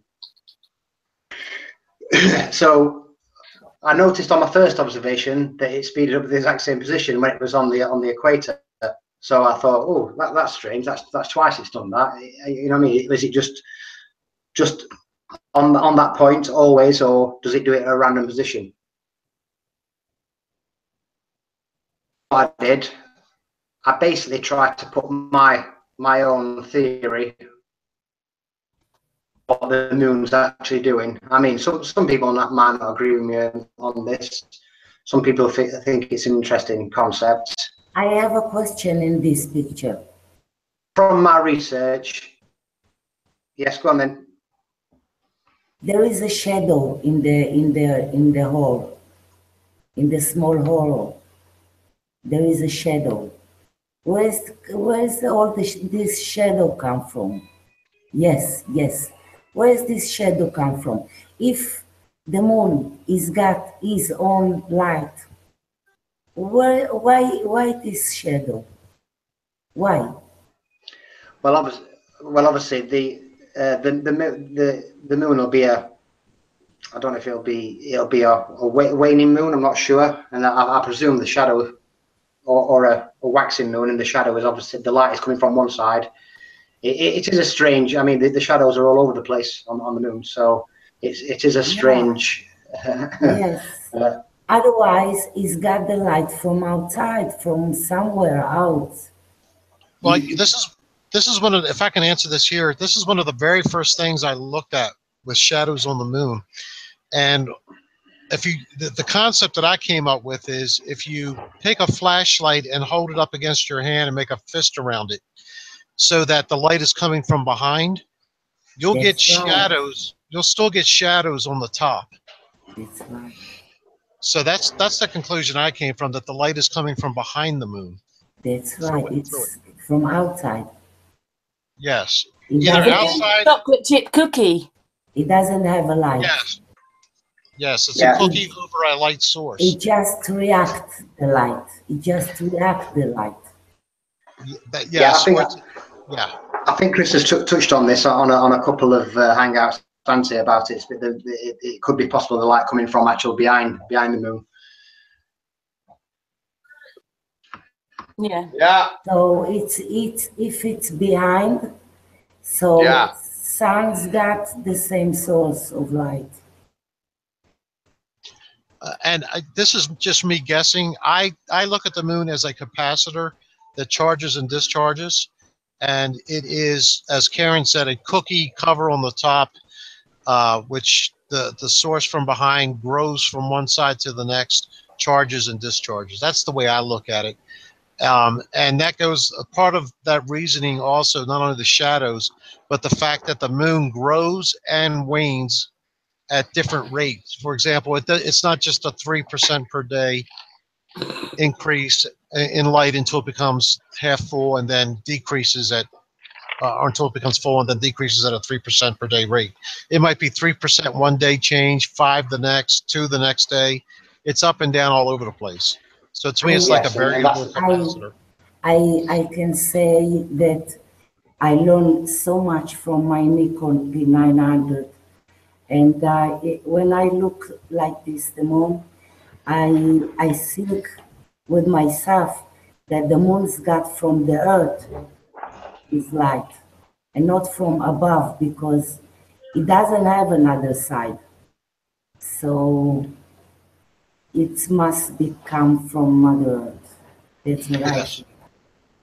Yeah, and interesting what Richard just said about the moon when it's waxing and waning. It does it at different rates. It's same with the shift from north to south. It does it at different rates as well. One day it'll jump 5 or 6 degrees. Another day it'll jump 8 degrees. Then another day it'll jump 5 degrees. It's very unorthodox in its motions, and like we've shown in this here from its east-west movements as well. It's up and down on the speed, but it does have a set pattern to it, and I'll show you this pattern in a minute when we get to it. So just a quick quote there from Tesla, what I did about how our scientists have substituted mathematics for experiments, and they've wandered off through equation after equation and built up a structure which has no relation to reality. I'm sure we've seen that quote many times. In picture, because this I've said this for quite a while, and I've mentioned it before on Hangouts, and I actually got ridiculed for mentioning it about a year ago, that I think the moon is a type of projection. What type of projection, I don't know, but this image here, you see the bright spot, that is actually the moon overexposed, and what it did, it created a lens reflection, and it actually produced an image of the moon on the actual lens. It's like the sun. Yeah, it looks as bright as the sun, but the actual reflection actually produced an image of the actual moon. So I'm trying to think that on a large scale, on a massive scale. So what you're saying is, in this picture in the upper right hand corner is the moon overexposed, this white bright disk, and that the reddish color is just a reflection of that on the film. Yes, just a reflection on the lens. I've got quite a few of these images. That's fascinating. I've seen that before as well, Dave. Yes, it happens quite regularly. I've got 2 or 3 pictures on my phone. People have sent me it. And Jose Manuel Silva did one as well, where he actually films it on his camera, and you can actually see the overexposed bit. So obviously, when it goes to close to the edge, you get that overexposed shot on your screen, and then and that's sometimes when you get that reflection. You have to catch it just right to get the reflection. That totally fascinates me. Yeah, it is crazy. But I'm trying to think this on a big scale. Explain what the moon's doing. Yeah. So this is just my theory on what's happening. So the electromagnetic ether substance for the propagation of light, in other words, the carrier of light. It is in a state of constant flux of vortex motion, carrying all the heavenly bodies according to their altitude and varying densities, and it's made up of two vortices. Now, this is where I've tried to explain to people that we don't live on a single vortex Earth. You know what I mean? It's made up of two vortices, and they can clearly be seen. Yes. Can I jump in? Yeah, of course. He's just telling you my work in a different way. Yes, but like I said, we all lead to the same place. I just showed you two vortexes. I just showed you dual vortexes creating the plane of existence, and that's what he just says. I never saw that, and I've never seen that. And this video is like 6 months old. Yeah, well, no, this is my personal work. That's why you never seen it before. Yeah, and like I say, and all research seems to lead to the same place. So right, and that's just why to explain that Dave's doing his own research, and he has a full-time job. He's got quite a responsible job, but he's just come back from the conference as well. But can I just say that Adam has joined us from Iron Realm Media. Good evening, Karen. Hey, Adam. Hello, Adam. Good evening, guys. Welcome, Adam. Good evening. Is it Rich or Richard? I prefer Rich. Either one's okay. Rich. Evening, Rich. Just a quick before I start. Dave. Yes. Are you in Ripley, mate? Yes, I am. We've got to meet up, mate. I'm only across the M1. So after this, if I'll drop a link to Karen if we can meet up sometime, bro. I've followed your work. It's been interesting. So. Yeah, whereabouts are you? Nottingham. Nottingham, yeah, of course, can, mate. Yeah. You can meet up somewhere, maybe meet up in Derby or something like that, and go for a drink and a chat. Yeah, look forward to it, bro. So sorry to digress there. It was just an opportunity I didn't want to miss. But that's okay. We're all about helping each other, aren't we? Absolutely.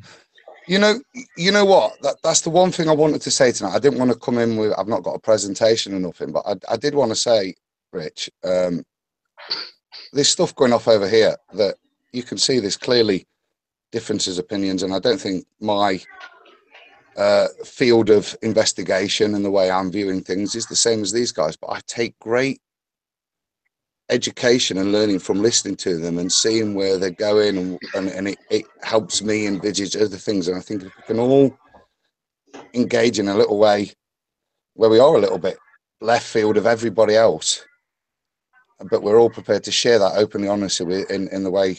Whenever I've joined this community, it's been great. I think we take a lot more from it.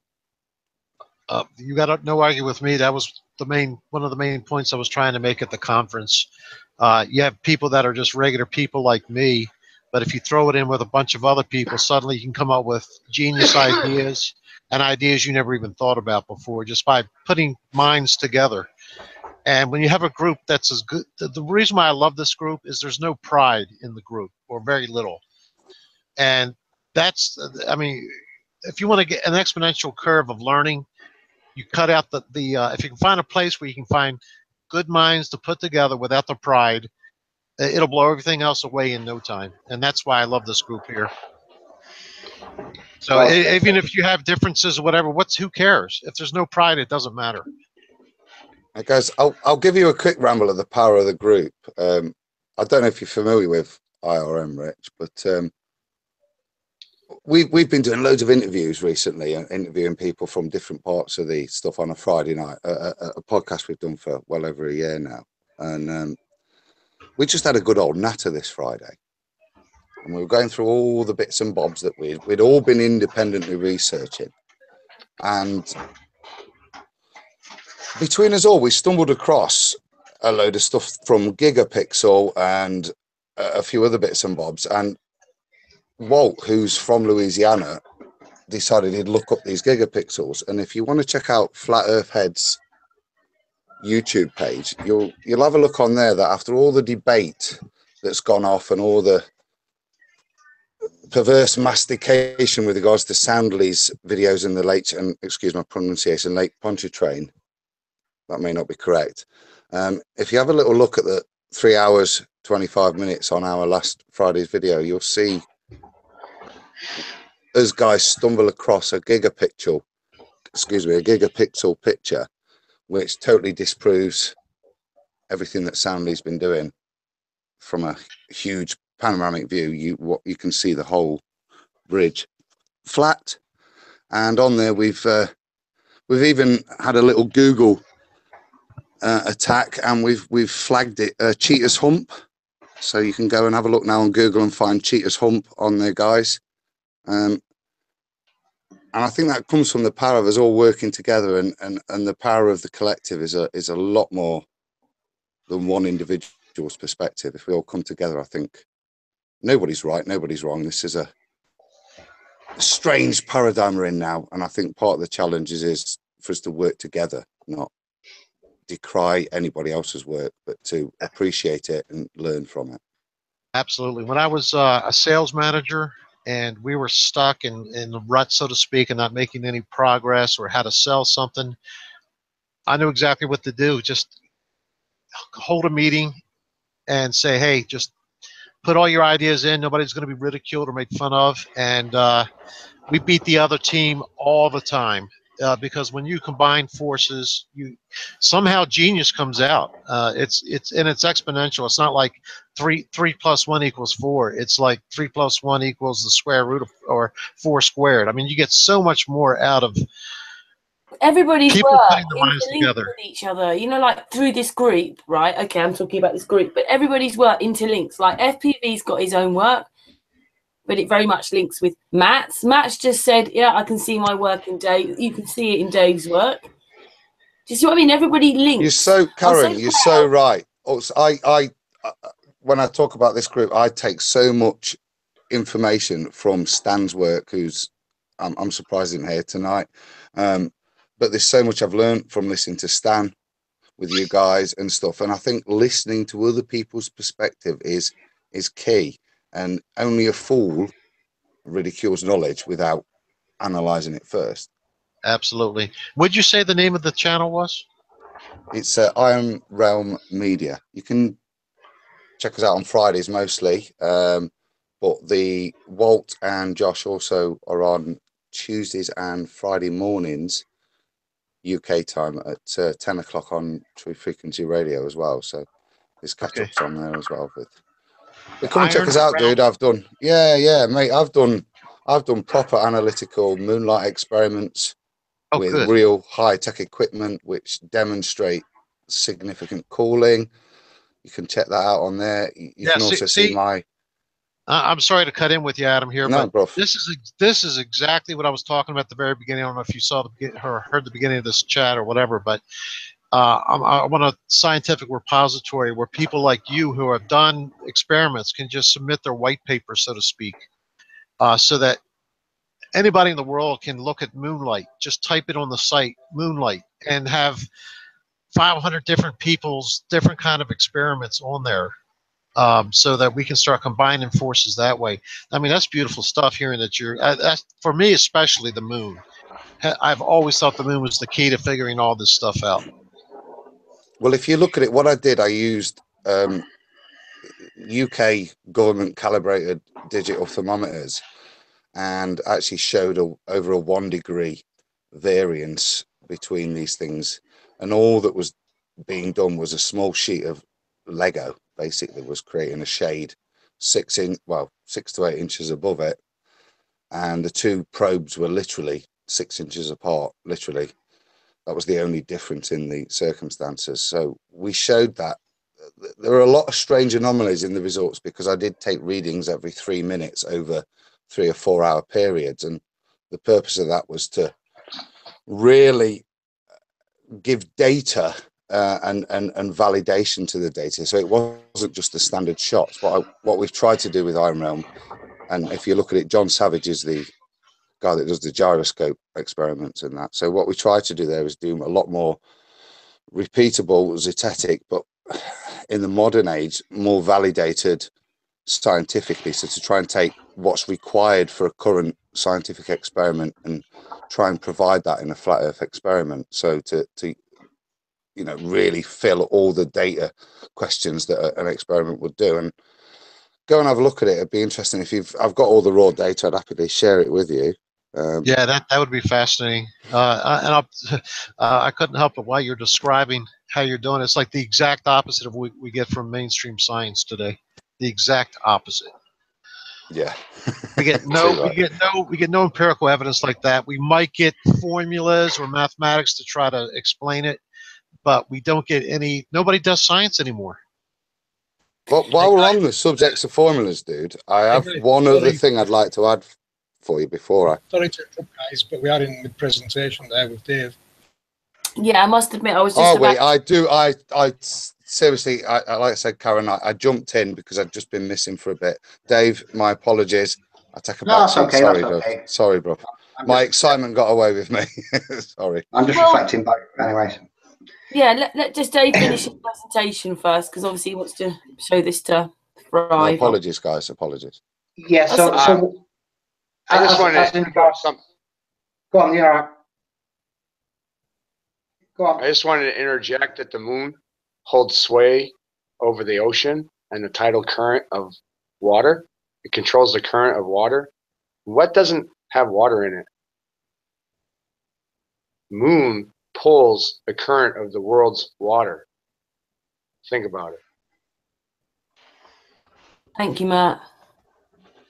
So just let me add what Rich was saying then about when I first started researching flat Earth, I was doing a little bit of this, a little bit of that.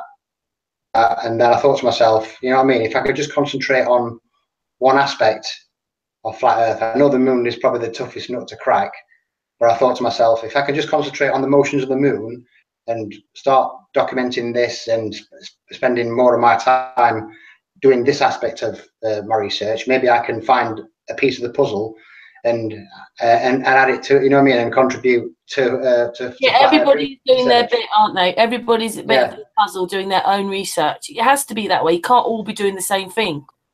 And that's why I've concentrated just on the motions of the moon, like I say, and you'll see in a minute, because I've got some really interesting stuff coming up.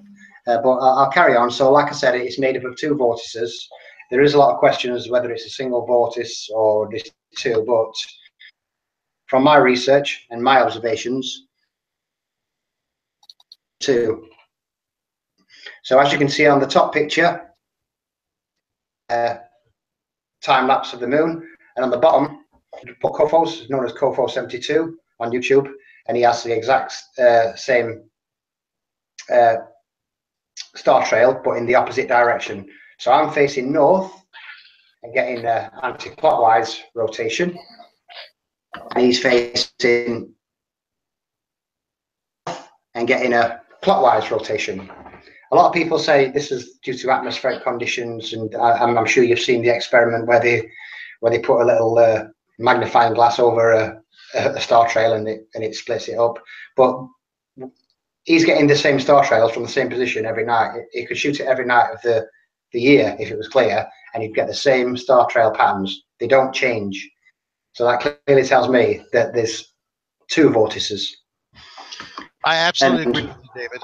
There's 2, and if you, what I'd like to maybe do with you at some point, when you take how high pressure and low pressure systems work on the Earth, that's exactly what it looks like in the sky. You have a one vortex, because even in between, you can see how one begins to bend in towards the other, like it's attracted.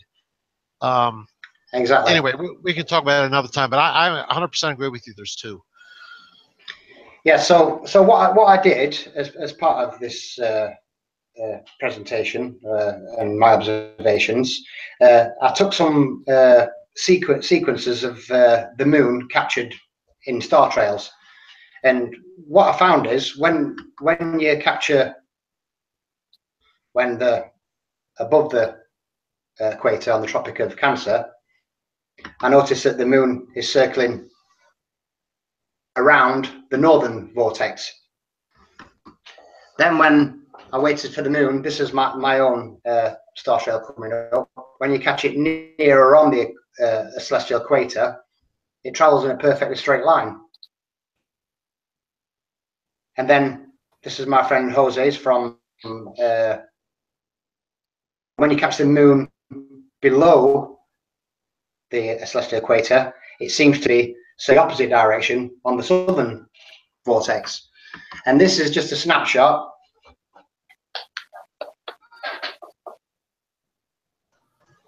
Oh yeah, it's quite clear with throughout that. its cycle.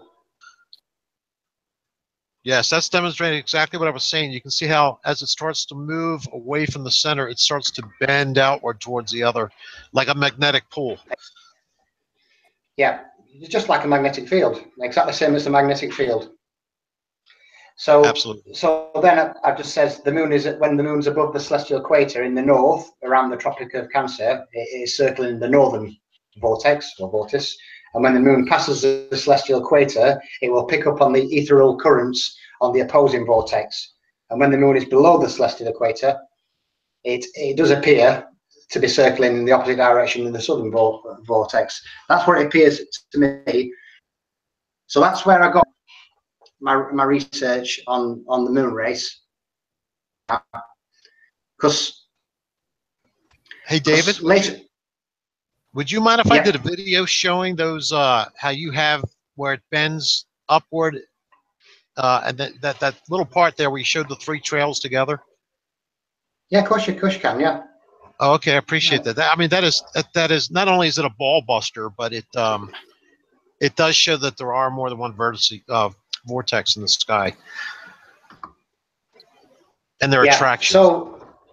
So from my previous two observations in February and March, what I noticed is when the moon had left the Tropic of Cancer and headed towards the Tropic of headed towards the equator, I noticed the moon speeded up in both observations.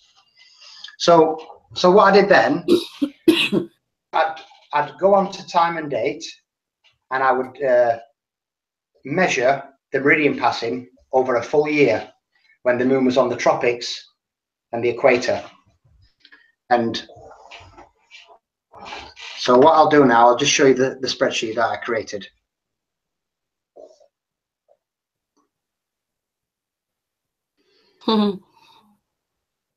There it goes. Right, here we go. So what I did, I've measured the meridian passing over a full year, and if you just take all these minutes, these are all 24 hours plus. Yeah. And when you highlight all these readings, if you look down here on the bottom right, you'll see an average 8.89. Now that works out perfectly at the moon's mean time, which is 24 hours 50 minutes. That's taking into consideration all these readings. Now what you'll notice, when the moon's on the Cancer, it takes 24 hours 54 minutes. It speeds up to get to the same spot the following night. It takes 24 hours 42 minutes. Then when it's on Capricorn, it takes 24 hours 52 minutes. But the strange thing is, when it comes back from Capricorn to the equator, there's very little change in the moon's speed. And as it leaves Cancer, it heads to the equator again, it speeds up again, and you get the same pattern. So what I did, I put it into a spreadsheet, and this is what the spreadsheet looked like over 12 months. Heartbeat. Yeah, I was going to say that, heartbeat. Yeah. So these peaks here are where it's traveling at its fastest, when it's on the equator.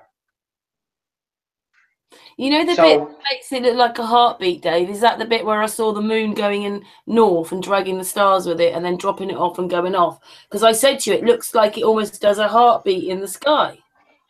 Right, all them peaks, these are all taken from the meridian passing from my location. Yeah, and all them peaks there are where the moon speeds up in its cycle, and it's always leaves Cancer and heads towards the equator. You can go onto time and date and you can measure it yourself. We all know that the moon and the human body is electric, basically, isn't it? You know what I mean? I find it very interesting how when you lay this out onto a graph, it basically looks like an ECG reading. Dave, could I just interject there with just a little bit of medical knowledge there? That's exactly what you're seeing, and I think parts of the graph where you see it die, yeah, that's what, in terms of a heartbeat, is the dead zone, which is the point of a reset where it depolarizes and repolarizes. So what you've just said there is quite significant, what you're demonstrating, because it is showing a kind of a lag phase between the pulse. If you imagine it like a heartbeat, you're actually demonstrating what's called the QT interval there, which is that reset zone of a heartbeat. Yeah, like a rest period. Exactly. Sorry. Hey, Dave, have you ever overlaid this data here with phases of the moon? Yes, I have, and I'm going to get to that in a minute, mate. Okay, I've actually got sorry, go ahead. I've actually got NASA's Lunar Reconnaissance Orbiter Visualization for 2016 and 2017. I haven't uploaded 2016 yet, but what I'm going to show you in a minute is really, really interesting. Yeah, so this is fascinating stuff. so what I did then, I went to my March observations. And as you can see, my first observation on the March the 6th, where the moon was traveling slower. You can remember the one in Cancer, it's slower. But the one, you can't see it on 12th there because it didn't actually cross the meridian on the 12th. It's just a time difference, like, because it passes over midnight. But as you can see, the moon speeds up in its cycle again, which I've observed on my screen when I shot it. And obviously on my other observation on the 21st, you can see that the moon slows down quite significantly. Yeah. Now, what I did here, you see, obviously this has always been from my location. Yeah. So I thought to myself, well, maybe what happens if I go to the exact opposite latitude in the southern hemisphere?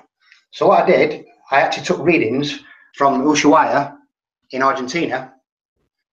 So as you can see, from my perspective, the moon travels slow when it's on Tropic of Cancer, speeds up on the equator around this area, then slows down again for the Tropic of Capricorn. So I went to Ushuaia. I took the readings from time and date from their location. Exactly the same. Yeah. So from the exact opposite latitude, 54 degrees south, the moon is speeding up from their perspective as well on the equator. So it's not just a perspective thing from my position. Do you understand that? Yeah. Yes, that's a good thing to eliminate. Yep. And I actually went a step further. I went to a place called Pontianak in Indonesia, which is smack bang on the equator. It's the closest city to the equator. And guess what? Again. Wow. So even on the equator. Can I just interject for point of clarity there, mate? Just for a sec. Yeah. So what you're saying is that the observations you've seen, and I assume the observations you're talking fit with a more of an A, not necessarily an AE, but you're getting an acceleration outwards towards the Tropic of Capricorn, and then a deceleration back. And you're saying that you see this, not a reverse measurement or a reverse. I'm not sure. Well, obviously, the moon would be traveling from right to left below the equator, but even so, it still speeds up when it's on the equator. So, yeah, speed up. The speed was what I was relating to, mate. Not perspective. In terms, so you're seeing the same accelerations and decelerations in the same zones from a different place on Earth. It's oh yes, the data matches up. Same, no matter where you go, on the plane, you'll get the same. You get the same readings, and as you've seen from my observation, it speeds up on the equator on my observations as well. You haven't seen the one I did from February because I did it as a different zoom, and I can't really relate it to the thingy, but I got the same results in the one I did on February on my original moon race video, which I left inconclusive at the time because I was trying to prove the circle model, which I failed to do so. I think that's an impossibility. Yeah, thanks, Dave. I just wanted to, just because I am listening, do you know what I mean? Just for my own clarity, I wanted to. Yeah.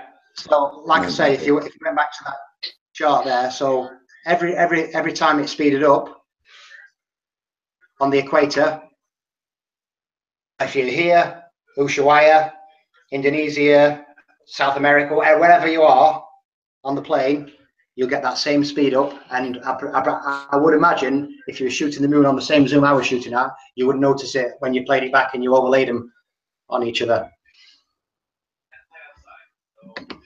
So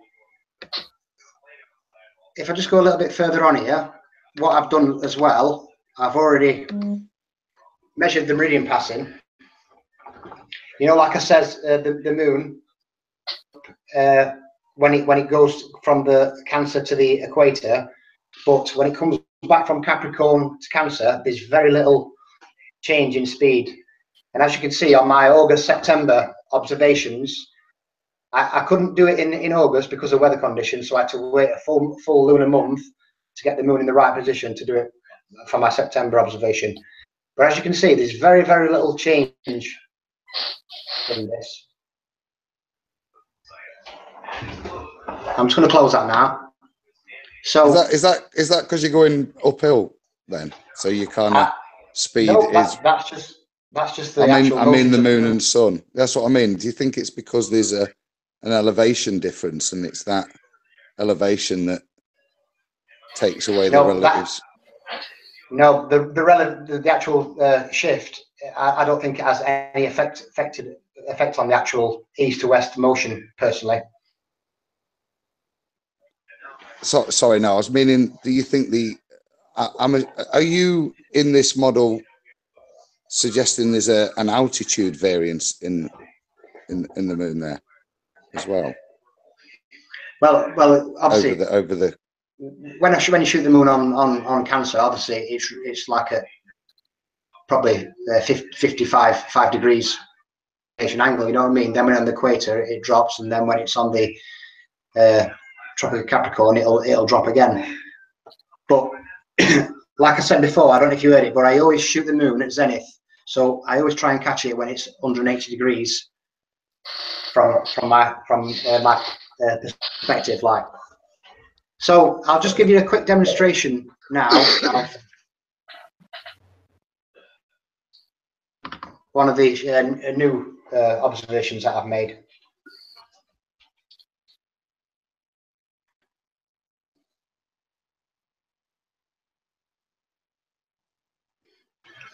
David, have you found any consistent differences in the size of the moon when it's over, let's say, the Tropic of Cancer versus Capricorn or anything like that?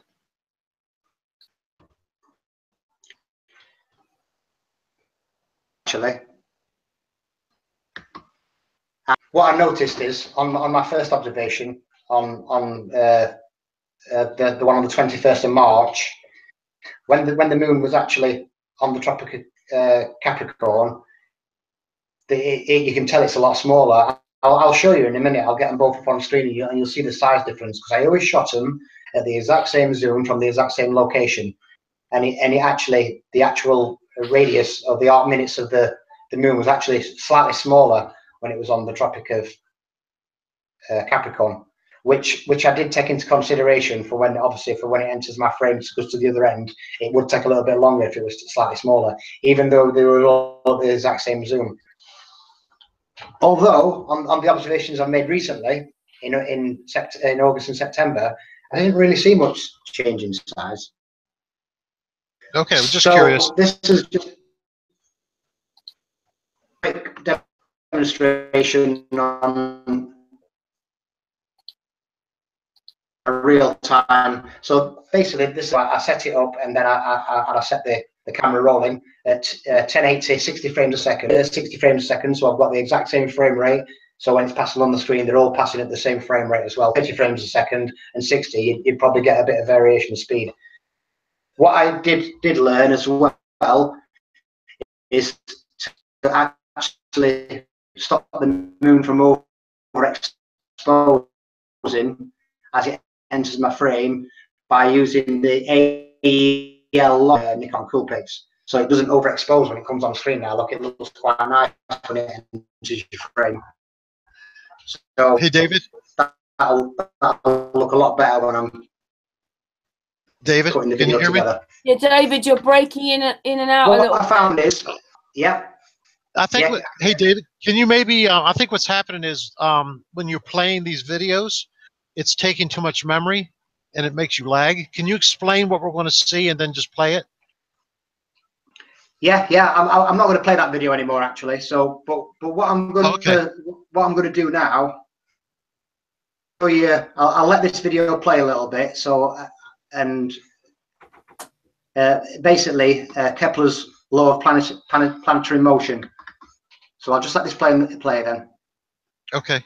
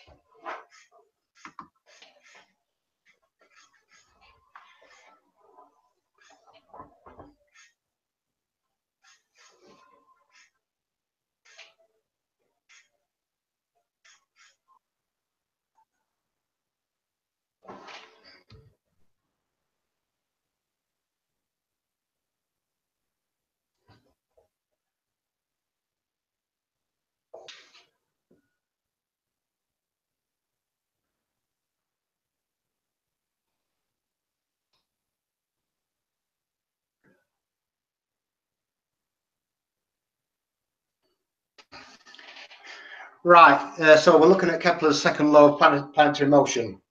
The first problem with this is an elliptical orbit needs two focus points or two foci. Now, we know the sun's in one, but the second foci doesn't exist. Yeah, so how they have an elliptical orbit with a single point is beyond me, and I'm sure you'll probably agree. You can't have an elliptical orbit with one focus point. That's I on one of the live shows about 3 or 4 weeks ago, I did that exact thing. I actually went to some videos and showed people how you actually draw an ellipse. Yeah, you put two little pegs in and you draw it's the requirement of two focal points, and it's that point in itself that destroys an elliptical heliocentric orbit without the presence of a secondary sun focus point. Yeah, exactly. So that in itself is, like I said, they basically debunked themselves then with that one, because like I say, you need two focus points for an ellipse, and if you stick two nails in a piece of wood and you put an elastic band around it and pull it, you'll see how you get the elliptical orbit from 2 points. You can't have it from a single point. You'd have a concentric orbit from a single point. But anyway, that's another story. The main point of this, what I want to show you, is that a law of planetary motion, all planets, including the moon, will travel around the object, whether it being the sun or the earth, in an elliptical orbit. So what will happen is, when, for example, the moon, when it's at perigee, it will speed up in its cycle until it passes that point of apogee, and that's when it will slow down its cycle. So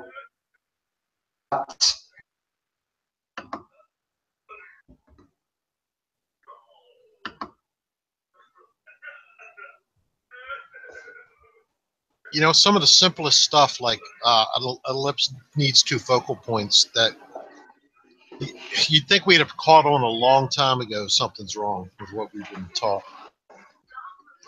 Well, funny enough, when I first saw it, I thought, well, what is in the second focus point? And when I looked online and looked at all different sources, it only mentions the sun being in one focal point. It never mentions the second one, as if it doesn't exist. So it's a problem in itself. The other interesting point there is from that model is that it's absolutely fine if you take that ellipse and put the sun back into the middle and plot a year and the travel of the Earth around it in terms of its speed. It does speed up a little bit at the ends and so on and so forth. But actually, if you keep the sun where it is and actually extrapolate out the angular degrees of motion, you'll see a much, much, much bigger variation in the distance per day once you're out at the extremities of the ellipse away from the sun than you do at the other end, because the angle is magnified by the millions of miles. And not only that, it would make more sense if the sun was stationary, but we all know that we're told that the sun's not stationary. So that's another problem in itself. You know, the sun's blasting towards a northern constellation at, I don't know, 500,000 miles an hour. Yeah. Stationary object for starters. So you'd get like spiral orbits, really, wouldn't you, if you think about it? At least. Yeah, at least. Yeah, it would just be like a spiral. I'm sure you've seen the animation. Yeah. Yeah. And that's what I did that's then. Not. Yeah, sorry. Yeah, go on. I was going to say that's not to then include the disruption by other significant solar, in terms of solar system, like Jupiter, the effect, exactly, the massive effect they would have, and the change they'd have on those orbits would be. They'd be all over the show. Worth considering and demonstrable, I would suggest. But, sorry.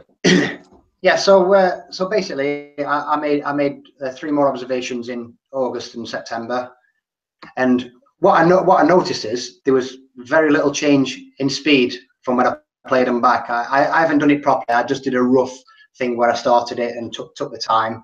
But what I noticed is where I've mentioned before, where the moon doesn't change speed from Capricorn back to Cancer, I'm observing the exact same from these 3 observations. They basically run at the same speed. But even though one does finish before the other, when you look at the meridian passing on that time, it matches up with my observation. Now, I've just got a little thing I want to show you here. Where is it? There it is. So,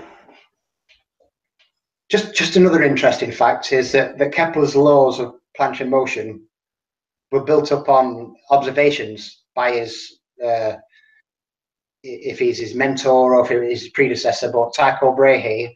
Yeah, as you can see on this this GIF here, his observations made between 1582 and 1600 were just observations that he scribbled down on a piece of paper. There was no telescopes in these days. Yeah, they didn't. They couldn't bring out the Nikon Coolpix P900 and shoot Mars and say yes, it's doing exactly that. You know what I mean? He was actually just looking up at the actual sky and taking an observation of Mars and plotting it on a piece of paper. Yeah, it's pretty amazing. Amazing. That's what Kepler's law of planetary motion was built on. Observations from Tycho Brahe. That's it. There's no other observation scribbled on a few pieces of paper. At least what I'm trying to do is trying to use today's technology to match up my observations where I've took.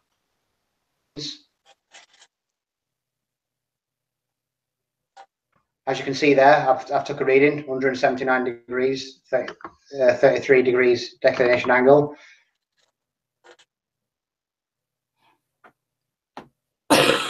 Dave, this experiment you started because you wanted to see if the round map was correct or not.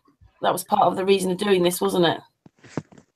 Original concept behind it, because I had a massive debate with Darren Nesbitt in regards to models, and I derived this moon race experiment to try and prove him wrong, which backfired on me. And I was the first one to put my hands up to say, you know what I mean? But so really, if you... So this is David's failure. Yeah, this is David's failure.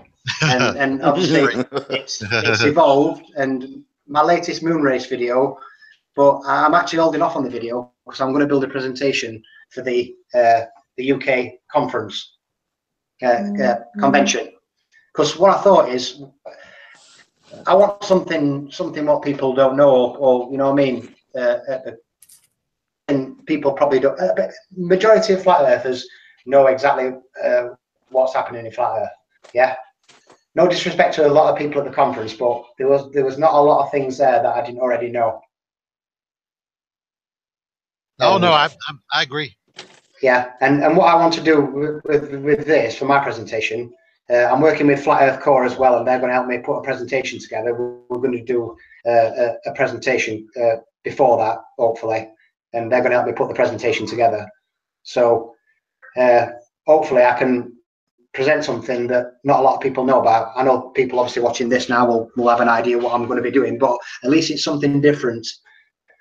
And that's what I'm trying to do. I'm trying to present something, or something what might help somebody lead to some other part of flat Earth research. I can see. Dave, I think that was my. Sorry. Like, I was just going to say, I can see how your work, Dave, can actually overlap a little bit with mine. I don't think you see my last video that I released, but it got taken down. But I'm remaking it, and I recommend you watch it because it will explain the speed ups and slow downs of it. Yeah, cool. Well, like I say, this is what we're here for. You know what I mean? If we can all contribute a little piece of the puzzle, and obviously start putting the puzzle together, then we might be getting somewhere. And this is why I concentrated just on one aspect of it. Like I say, I don't know everything about everything. I learn as I go. As I say, you know what I mean? If I don't know something, I'll look it up and find out. Yeah, you've already explained, Dave, haven't you, that say a year and a half ago, 2 years ago, you were doing nothing like this, and now you're a master photographer. So I won't say a master photographer, like scientist. So that's what happens in. Yeah. Dave, I just want to thank you for not letting me down, mate. I was chatting with the American guys in IRM, and we were talking exactly about what the British conference is going to be, and I said the Brits will get geeky. I guarantee it. And it sounds like we're going to get into sort of a bit more theory as opposed to, and I'm not criticizing the American one because I thought it was a great introduction. And I think its purpose wasn't necessarily for all of us flat earthers. I thought it served a great purpose for everybody who isn't a flat earther already to see a convention and have a introduction to flat earth as opposed to detail that would easily be put aside without the initial introduction. Damned if they do and damned if they won't. Yeah, totally. We went to a hall with a broken chair and it was £5-10 a ticket. Oh, well, look at that crummy sort of, you know, whatever. And would you have found a hall big enough for all those people? So, yeah, so you have to do it. You learn, don't you? Well, I'd just like to say on the back of that, I wouldn't change it for the world. It was probably one of the best experiences I've had in my life. It was unbelievable just to meet people on the same level. Yeah, just hanging out with people as if you've known them all your life. Yes, crazy. That was you both brought up the best points of it. It got everybody, like I said, it energized me. I was out of gas. And the other thing it did was I think it sort of exposed this to. I think it really people would be surprised at how much press was there, and it doesn't matter if it was negative press, because as Trump proved, all press is good press, and.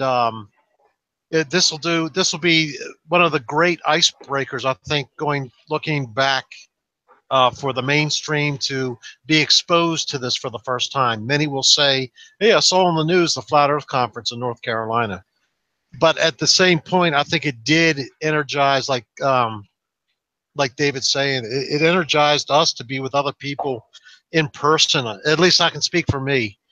And I wasn't expecting that, really.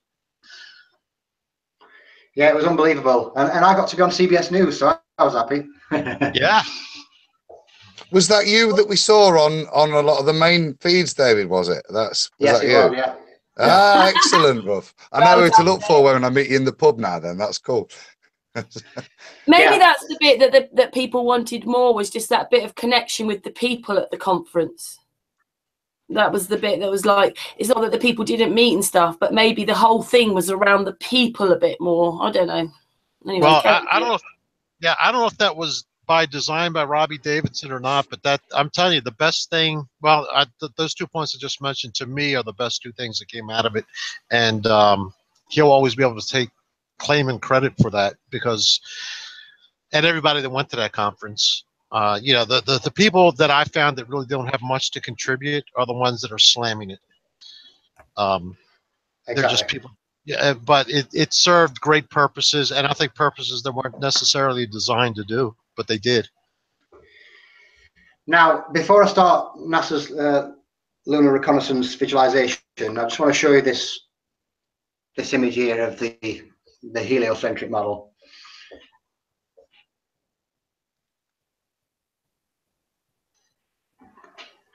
Can you see that image on screen? Yeah. So when the moon is high on the Tropic of Cancer, yeah, this is not because in the heliocentric model because the moon is closer to Earth. It's because of that 5 degrees inclination. Yeah. So when it's inclined there, obviously it would be high on the Tropic of Cancer, and when it's inclined 5 degrees the other way, it would be low on the Tropic of Capricorn. And that's how they say when the moon is high, a bit like the Earth's 24.3 degrees tilt. It's the same with the moon at that relative distance. Yeah. So it's not because it's closer. But us as flat earthers, I'm sure you'll agree that when a celestial object, it will appear higher in the sky, or any object, and when it's further away, it will appear lower in the sky. That's how I judge the moon being closer to me, is when it's high on the Tropic of Cancer, from my perspective, and when it's further away, good way to it's look low at on it. the Tropic of Capricorn. So just to keep in mind that that doesn't have anything to do with the distance of the moon when it's high or low. Yeah, that's just to do with the inclination. Or its particular scan line on the 360 camera. Yep. So what I'm going to do now, I'm going to go to my first observation, 6th of March, on lunar reconnaissance orbital visualization. I won't talk because it might just make me stutter a little bit. I'll try and stop it on the 6th.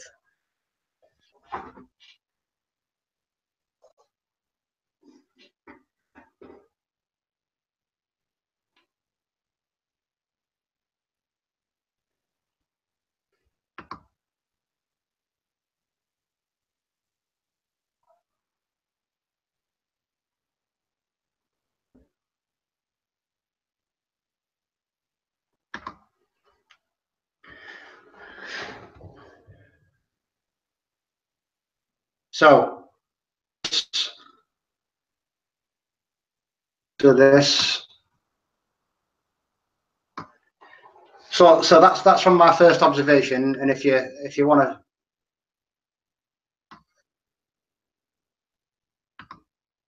see, you'll see I've got the exact same moon. There you go.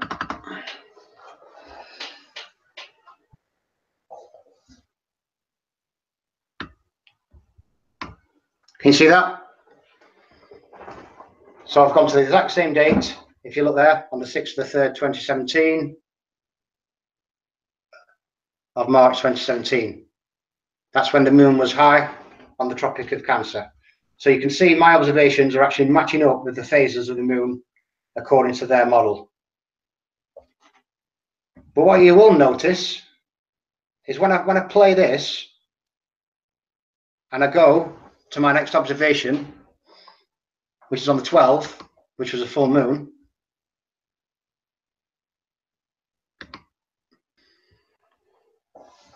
do you notice that the moon, according to their model, is actually moving away towards apogee? Now, I've shown on my spreadsheet that when you measure that meridian passing, which shows you the real motions of the moon by measuring that, yeah, that the moon always speeds up when it's on the equator. I'll just go to my full moon just to show you. Right. So in their model, it should be slowing down. Exactly. It's doing the opposite. And it doesn't happen at a random position. As you can see, look, on the 12th, full moon, same moon. Yeah. This is when I caught the moon speeding up. And when I measured that meridian passing on that observation, that meridian passing time was shorter, showing me that the moon is speeding up in reality. But according to their model, it's heading towards apogee at the slowest point in its cycle. This is brilliant, Dave. Brilliant. Yeah, and with my other observations as well, I've got 9 observations, and every single one of my observations matches up with that meridian passing. And when I highlighted all them observations throughout the year, you get the exact mean time of the moon, which is 24 hours and 50 minutes, which we all know is the mean time. Yeah, and this clearly shows that although they got the phases correct, yeah, NASA is simply using math for the distances. That inclination doesn't exist, and neither do these distances. Yeah, if I play that now, what you'll do is you go to my next observation first.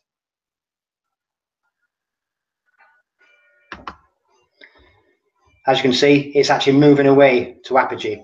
It should have been on that observational date, moving towards perigee at its fastest point. Yeah. Now that clearly shows to me I can prove with my observations, backed up with my readings, backed up with time and dates meridian passing times, that what I'm shooting is happening in reality. But according to NASA, it's moving away and it should be the slowest point in its cycle. Interestingly, if you think about the globe model, when the actual moon is orbiting the Earth, as it's at its closest point, from our perspective on a globe model, it would appear to slow down. It's the opposite. You won't see it speed up in the sky. You see it the opposite way. Yeah, it doesn't happen. Right. It only speeds up when it's on the equator. And like I say, when it's at its furthest point in its cycle, it would appear to speed up in reality. And this is not just you. You're saying date and time always matches your data, correct? I can prove that every single one of my observations with the moon, when it speeds up on my screen, is matching with time and dates meridian passing. Wow. So you got 2 witnesses right now that their model is full of crap. Exactly. I would add a testimony to that, Dave. I've been doing some bit of similar work in terms of sun movement and date and time, and also doing some comparisons to some of there's a lot of like satellite alignment stuff and that give you sun tracking, and you can put stuff in, and they seem to be very symmetrical. There is a bit more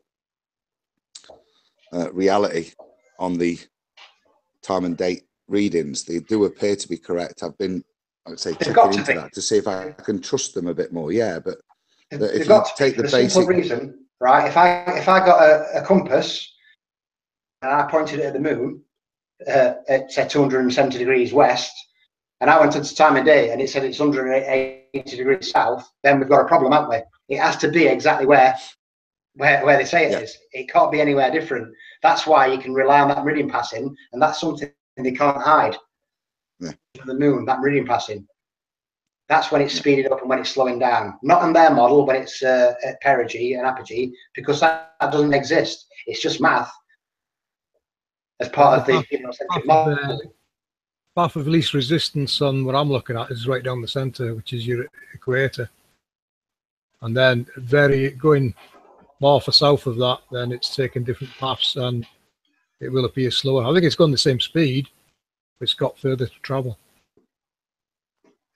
Well, this is like where it's quite difficult to put these observations to a model at present, but hopefully we can build on that, and you know what I mean, as people improve. Part of the problem, mate, is trying to rush these early observations into a model. I think, yes, from my point of view, just chill out, guys. Stop trying to cling on to a new paradigm. Just let's observe. Amen. What I thought I'd do as well, I thought I'd put all my observations on YouTube in real time, and people can use them. I'll upload them at the 1080 60 frames a second, and I'll upload them, and anybody can use them for whatever they want to use them for. You know what I mean? And what I'll include as well, I'll probably overlay my actual observation and the actual moon calc observation as well on the actual screens, so you can use it as a comparison. Well, that's fantastic. Yeah, but I mean, I can see a couple of videos out of this already. These are dynamic proofs.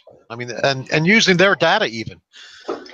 And the best thing about it was I had a message on one of my moon race videos, on my last moon race presentation, and he's saying to me the reason why it's speeding up is because it's at perigee, blah blah blah. But I replied back and says, no, it's not speeding up at perigee or apogee.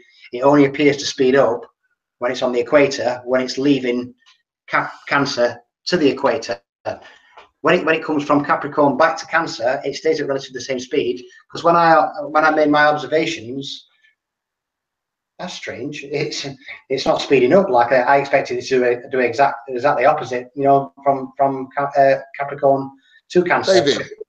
David, could you just elaborate on that and just differentiate for me between acceleration and the speeds at the tropics and the equator? I appreciate you saying you've got an acceleration in a downward motion, put it simply, from north to south, but in terms of the actual speeds of because I think FPV was alluding to similar motions. I'm just the speeds you were saying, it's still faster the further south from the North Pole. Yeah.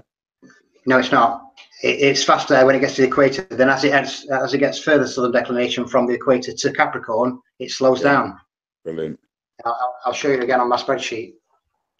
See, that comes in. That fits in with the Ushuaia stuff, doesn't it? That's just okay. Like I say, where were you getting these southern readings from? Where it appeared to slow down? I went onto time and date, and I put in. We know that the reason why I chose Ushuaia is for the simple reason it's the last city furthest south. It can be verified. Yeah. So if you go onto time and date, and obviously I'm looking at my readings and they're matching up with what I'm observing, surely in Ushuaia where it's the last populated town south of the equator, you can rely on their data. So what I did, I measured the meridian passing from Ushuaia. Have you seen the Serbian conspiracy vid that seems to confirm that this data is valid in Ushuaia as well recently? Yes, I know Sandra pretty well, and if you look, I've done quite a lot of research on that. I've even got this image here, look, where I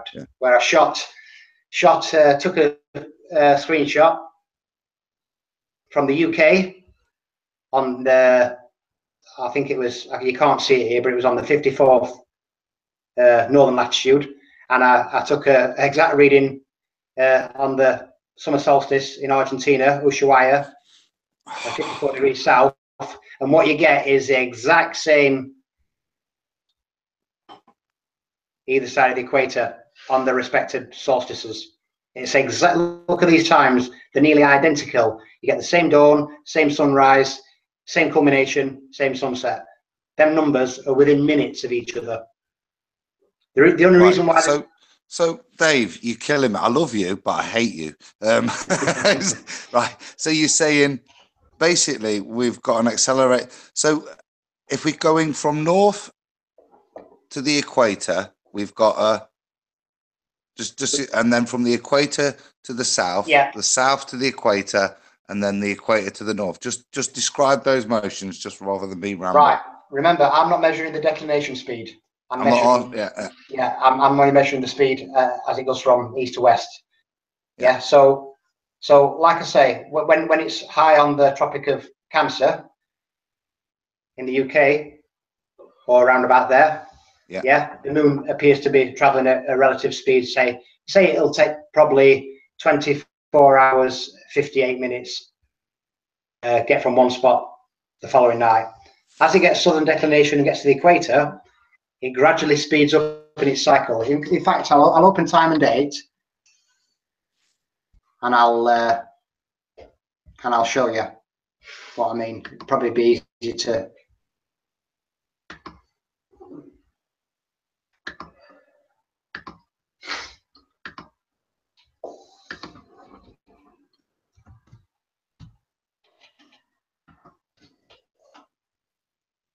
Because this destroys perspective. This destroys any ability for an AE perspective interpretation. It's actually demonstrating a change in motion.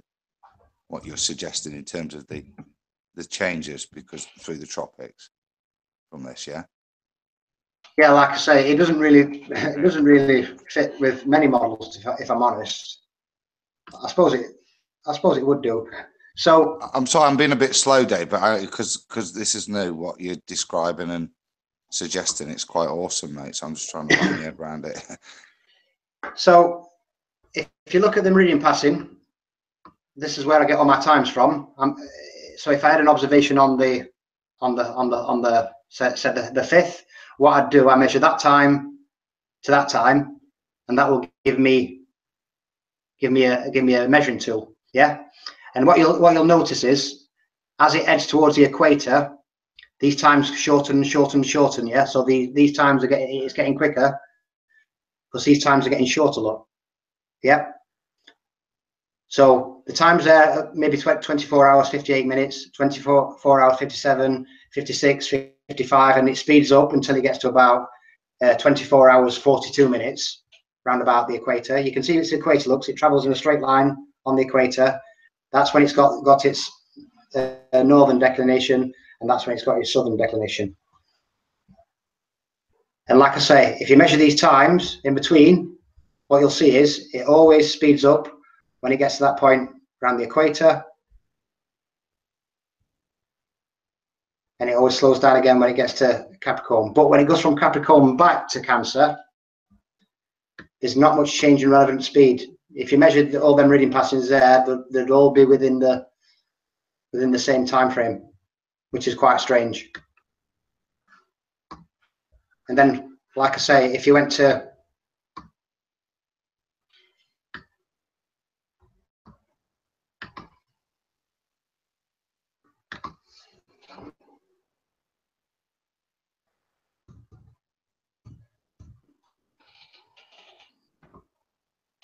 Argentina,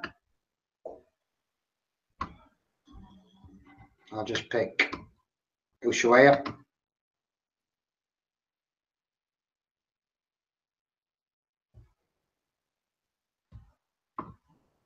Like I say, if you looked at the meridian passing times on there, I don't know why it's brought a different window up, because I clicked on the same thing, but strange. But if you like I say, if you went to the meridian passings on Ushuaia, and you measured the meridian passings, and in conjunction with the ones I shot, you'll get the relative same gaps in time between each observation. So what you'll do is you'll start off with like 24 hours 58 minutes, and then it'll be like 24 hours 56 minutes, 24 hours 54 minutes. Sometimes jumps about 6 minutes. It's strange, like I say, from one day to the next. And this is where a lot of people who are looking into the Book of Enoch say, oh, the moon jumps. It jumps from there to there. It doesn't. It just appears to jump. It's because on one day it's on one side of the sun. Because of that sharp shift north and south, it will appear to jump on the opposite side of the sun. But it doesn't actually jump from one place to the other. It's just because of that north and south declination. Does that make sense?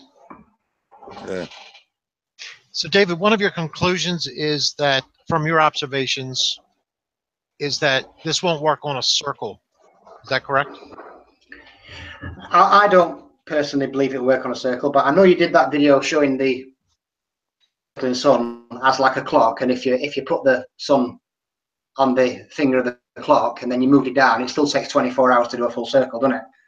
Yes, and I didn't do that to try to prove one way or the other, just to show that it could be possible. Yeah, but it's a fact, isn't it? You know what I mean? It'll no matter where you put it on that hand, it'll still take 24 hours to Absolutely. So is it really going faster? Yeah, I've always argued because they, with the centrifugal force and all that stuff, that it's always the way I look at a lot of things is one revolution per amount of time versus how far it's really traveling. Because when you're on the equator, I mean, you're not really, if you go by their model, you're not really traveling faster than if you're near the pole. Not in reality. I mean, your rate of spin is the same. The only reason why we define it as faster is mathematically. You have to say it's faster. But you would, because the area is bigger on the outside of the map. Yes. Yeah, but like I say, I'm trying to stay away from models. You know what I mean? I'm just trying to concentrate. Yes. On this, and I'm not trying to tie you down to one or whatever. But I was trying to think as you're going through these that I can't think of how this would work on a circular type thing. However, I think we need to look at all things. I mean, maybe there's other things that we don't look at right as far as motion and who knows. Hey Dave, while you're there, check group chat, mate. If you've got an email, drop it there and I'll add you to the research group. And yeah, cool. I'll show you how your work overlays with mine. That'd be brilliant. Like I said, I don't have a lot of time because I'm working full time and I'm working afternoons this week, and I have to take my son to school in the morning and what have you. So I try and squeeze things in when I can. Normally at the weekend, like I say, I'll probably stay up late tonight and sacrifice a few hours sleep. But I still haven't finished all my observations yet. I'm still building up the meridian passing time because obviously I've only done it from on my August September observations. Let me get rid of that. I've only done it from the UK, and I want to have all three observations, again from Ushuaia and again from the place in Indonesia. But that's where I'm at, and like I say, I'm not going to put the video together, even though I have started building it. I've put all the things I need for the video into one folder. Dave, you're showing the link. Yeah, we can change it, mate. Sorry. Yeah. So that's where I'm at anyway, and like I say, I'm just working at my own pace. I'm not rushing to get anything finished or anything like that. I'm just plodding along. But if anybody wanted to, no rush, Dave. I was just going to show you, mate, something that will help you. It'll definitely help your research. What I'm going to show you. Yeah, cool. Share the screen. But what I would say is, if anybody wanted to do a collaboration and help me put this video together, I'll be open to that, because I really want to do this video properly. You know what I mean? Close all the doors and the opportunity to like pull it to pieces. So like I say, if anybody wants to help, voiceover, animations, anything like that, they're welcome to help me put the video together. Because to be honest with you, I will not have the time to put this video together. I've got obviously the presentation coming up in February, another presentation coming up, and I might be going to Hungary in January for the laser experiment with the Flat Earth Core team. So things are a bit hectic at the moment, but like I say, I'll be open to that.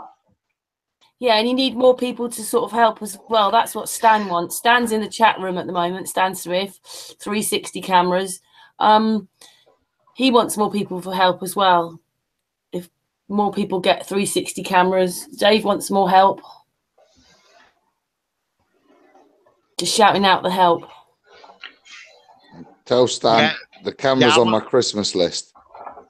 Yeah, I want to do I got to get all the information from you so I can present it right. And now I got nothing to have to wait for either, no presentations or whatever. So I can probably get that done pretty quickly. Yeah, maybe we can bang his head together. Yeah, Richard, and come up with something. Because I think this could be big. Yeah, I think you're right. It's all of this is good, putting it together. And I don't know how you did it, Dave. I mean, you have so many cloudy days over there and all that. I mean, the patience must be incredible. Yeah, like I say, I had to wait a full month to get the moon. If you go back to my observations, what you'll notice is some of my observations were made in August. Then when I went to shoot the moon, it was nice and clear. Within about half an hour, it was overcast. And like I say, this experiment, this second moon race experiment, or third one, was supposed to be in July. Yeah, even though it was summer, I just didn't have the skies, and I couldn't get my first observation, because you know how I went from Tropic of Cancer to the equator to the Tropic of Capricorn. I wanted to do it backwards this time. I wanted to start at Capricorn and do it backwards, and that's what I did. And like I say, some of my observations, 7th or the 8th, I was supposed to catch it a week later, but what I had to do, remember, and catch it on the 12th of the 9th, because I needed the moon to be exactly where on the Tropic of Cancer. Well, I can say I, for one, am very happy that you have such patience and perseverance, because I think you've come up with some total brilliant gems there. Yeah, like I say, I mean, if you're interested, maybe we could do like a collaboration and put something together. Because, like I say, I really don't have the time to do it these days.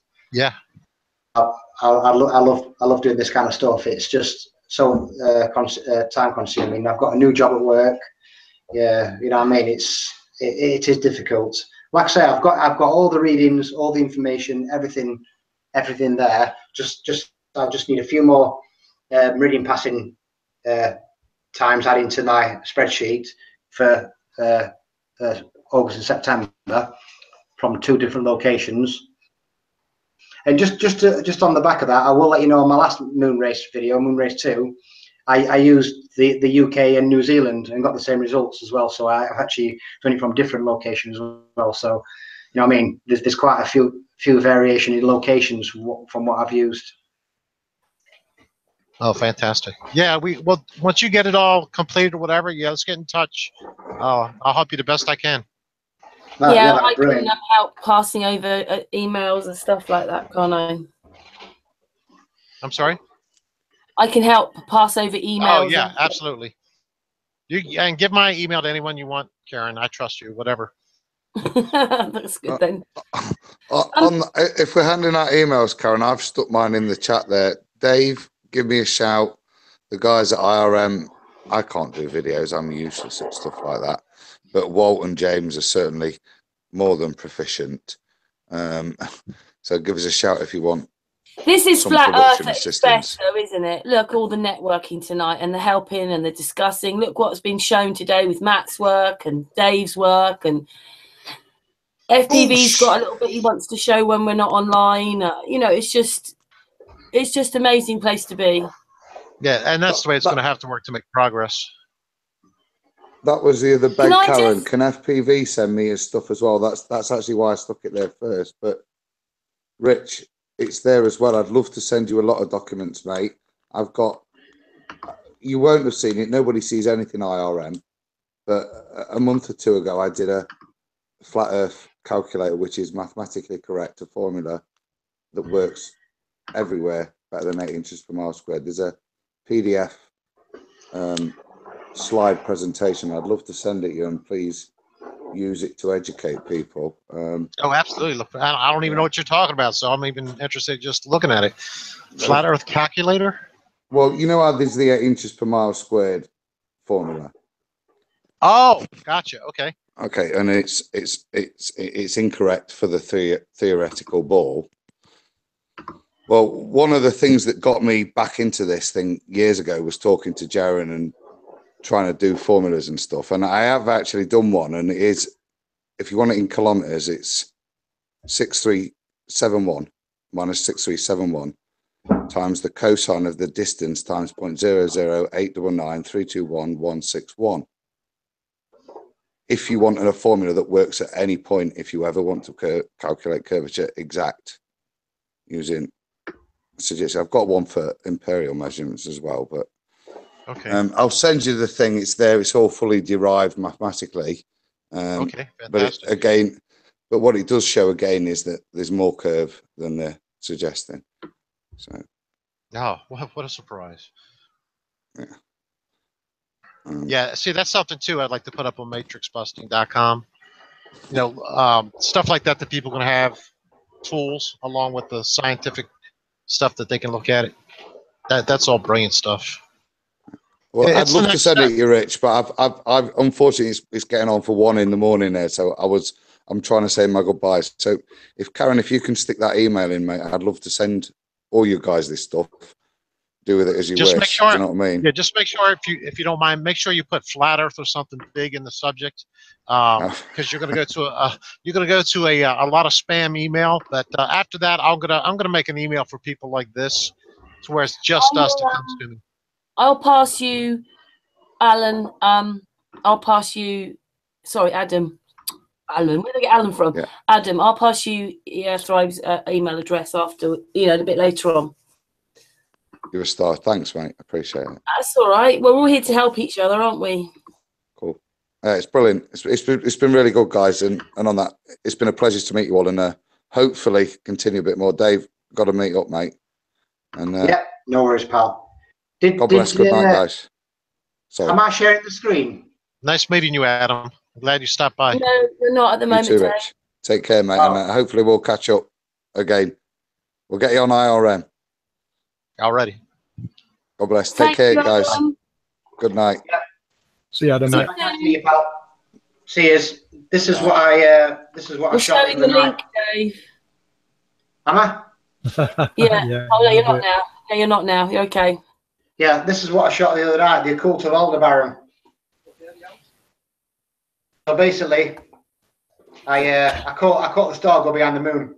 And there's nothing there. You're just showing. You're just showing the hangout.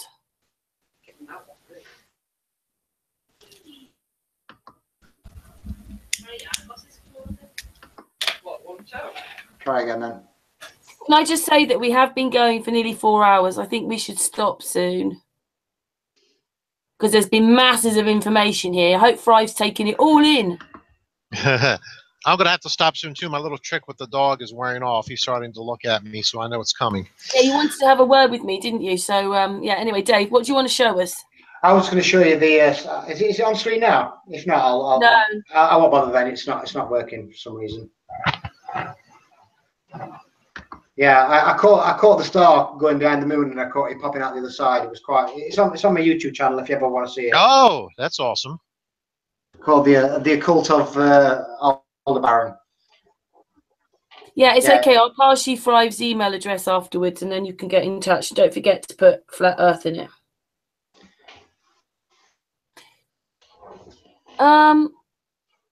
Do you think on that note then maybe we should finish the hangout then, because we've like I said, been going quite a long time, and Thrive wants to go soon, and FPV wants to show Thrive something quickly as well. Yeah, that's no problem, because like I say, thank you so much, Dave. Yeah, thanks again, David, very much. Thank you very much, Dave. Yeah, it's a pleasure. I wish we would have had more time at the show to talk. You can come back, Thrive, and listen to some more. That's right. There's always tomorrow. Just like to say thank you to Matt Jerone as well, who was presenting earlier on and talking. I'd just like to say thank you to Judith, to Josh, to Trotters, to Dave, to FPV, to Matt, to Patricia, who was on a bit. Anybody else I've left off? Oh yeah, Adam from Iron Realm Media, and of course Rich, Thrive and Survive. And thank you so much for coming on, and I hope you've enjoyed this hangout, and everybody watching, and a big flat Earth hug to everybody. We're going to finish now, so everybody say goodbye. Bye-bye. Goodbye there. Bye, everybody. Bye, big flat Earth hug. Bye-bye. Thank you very much.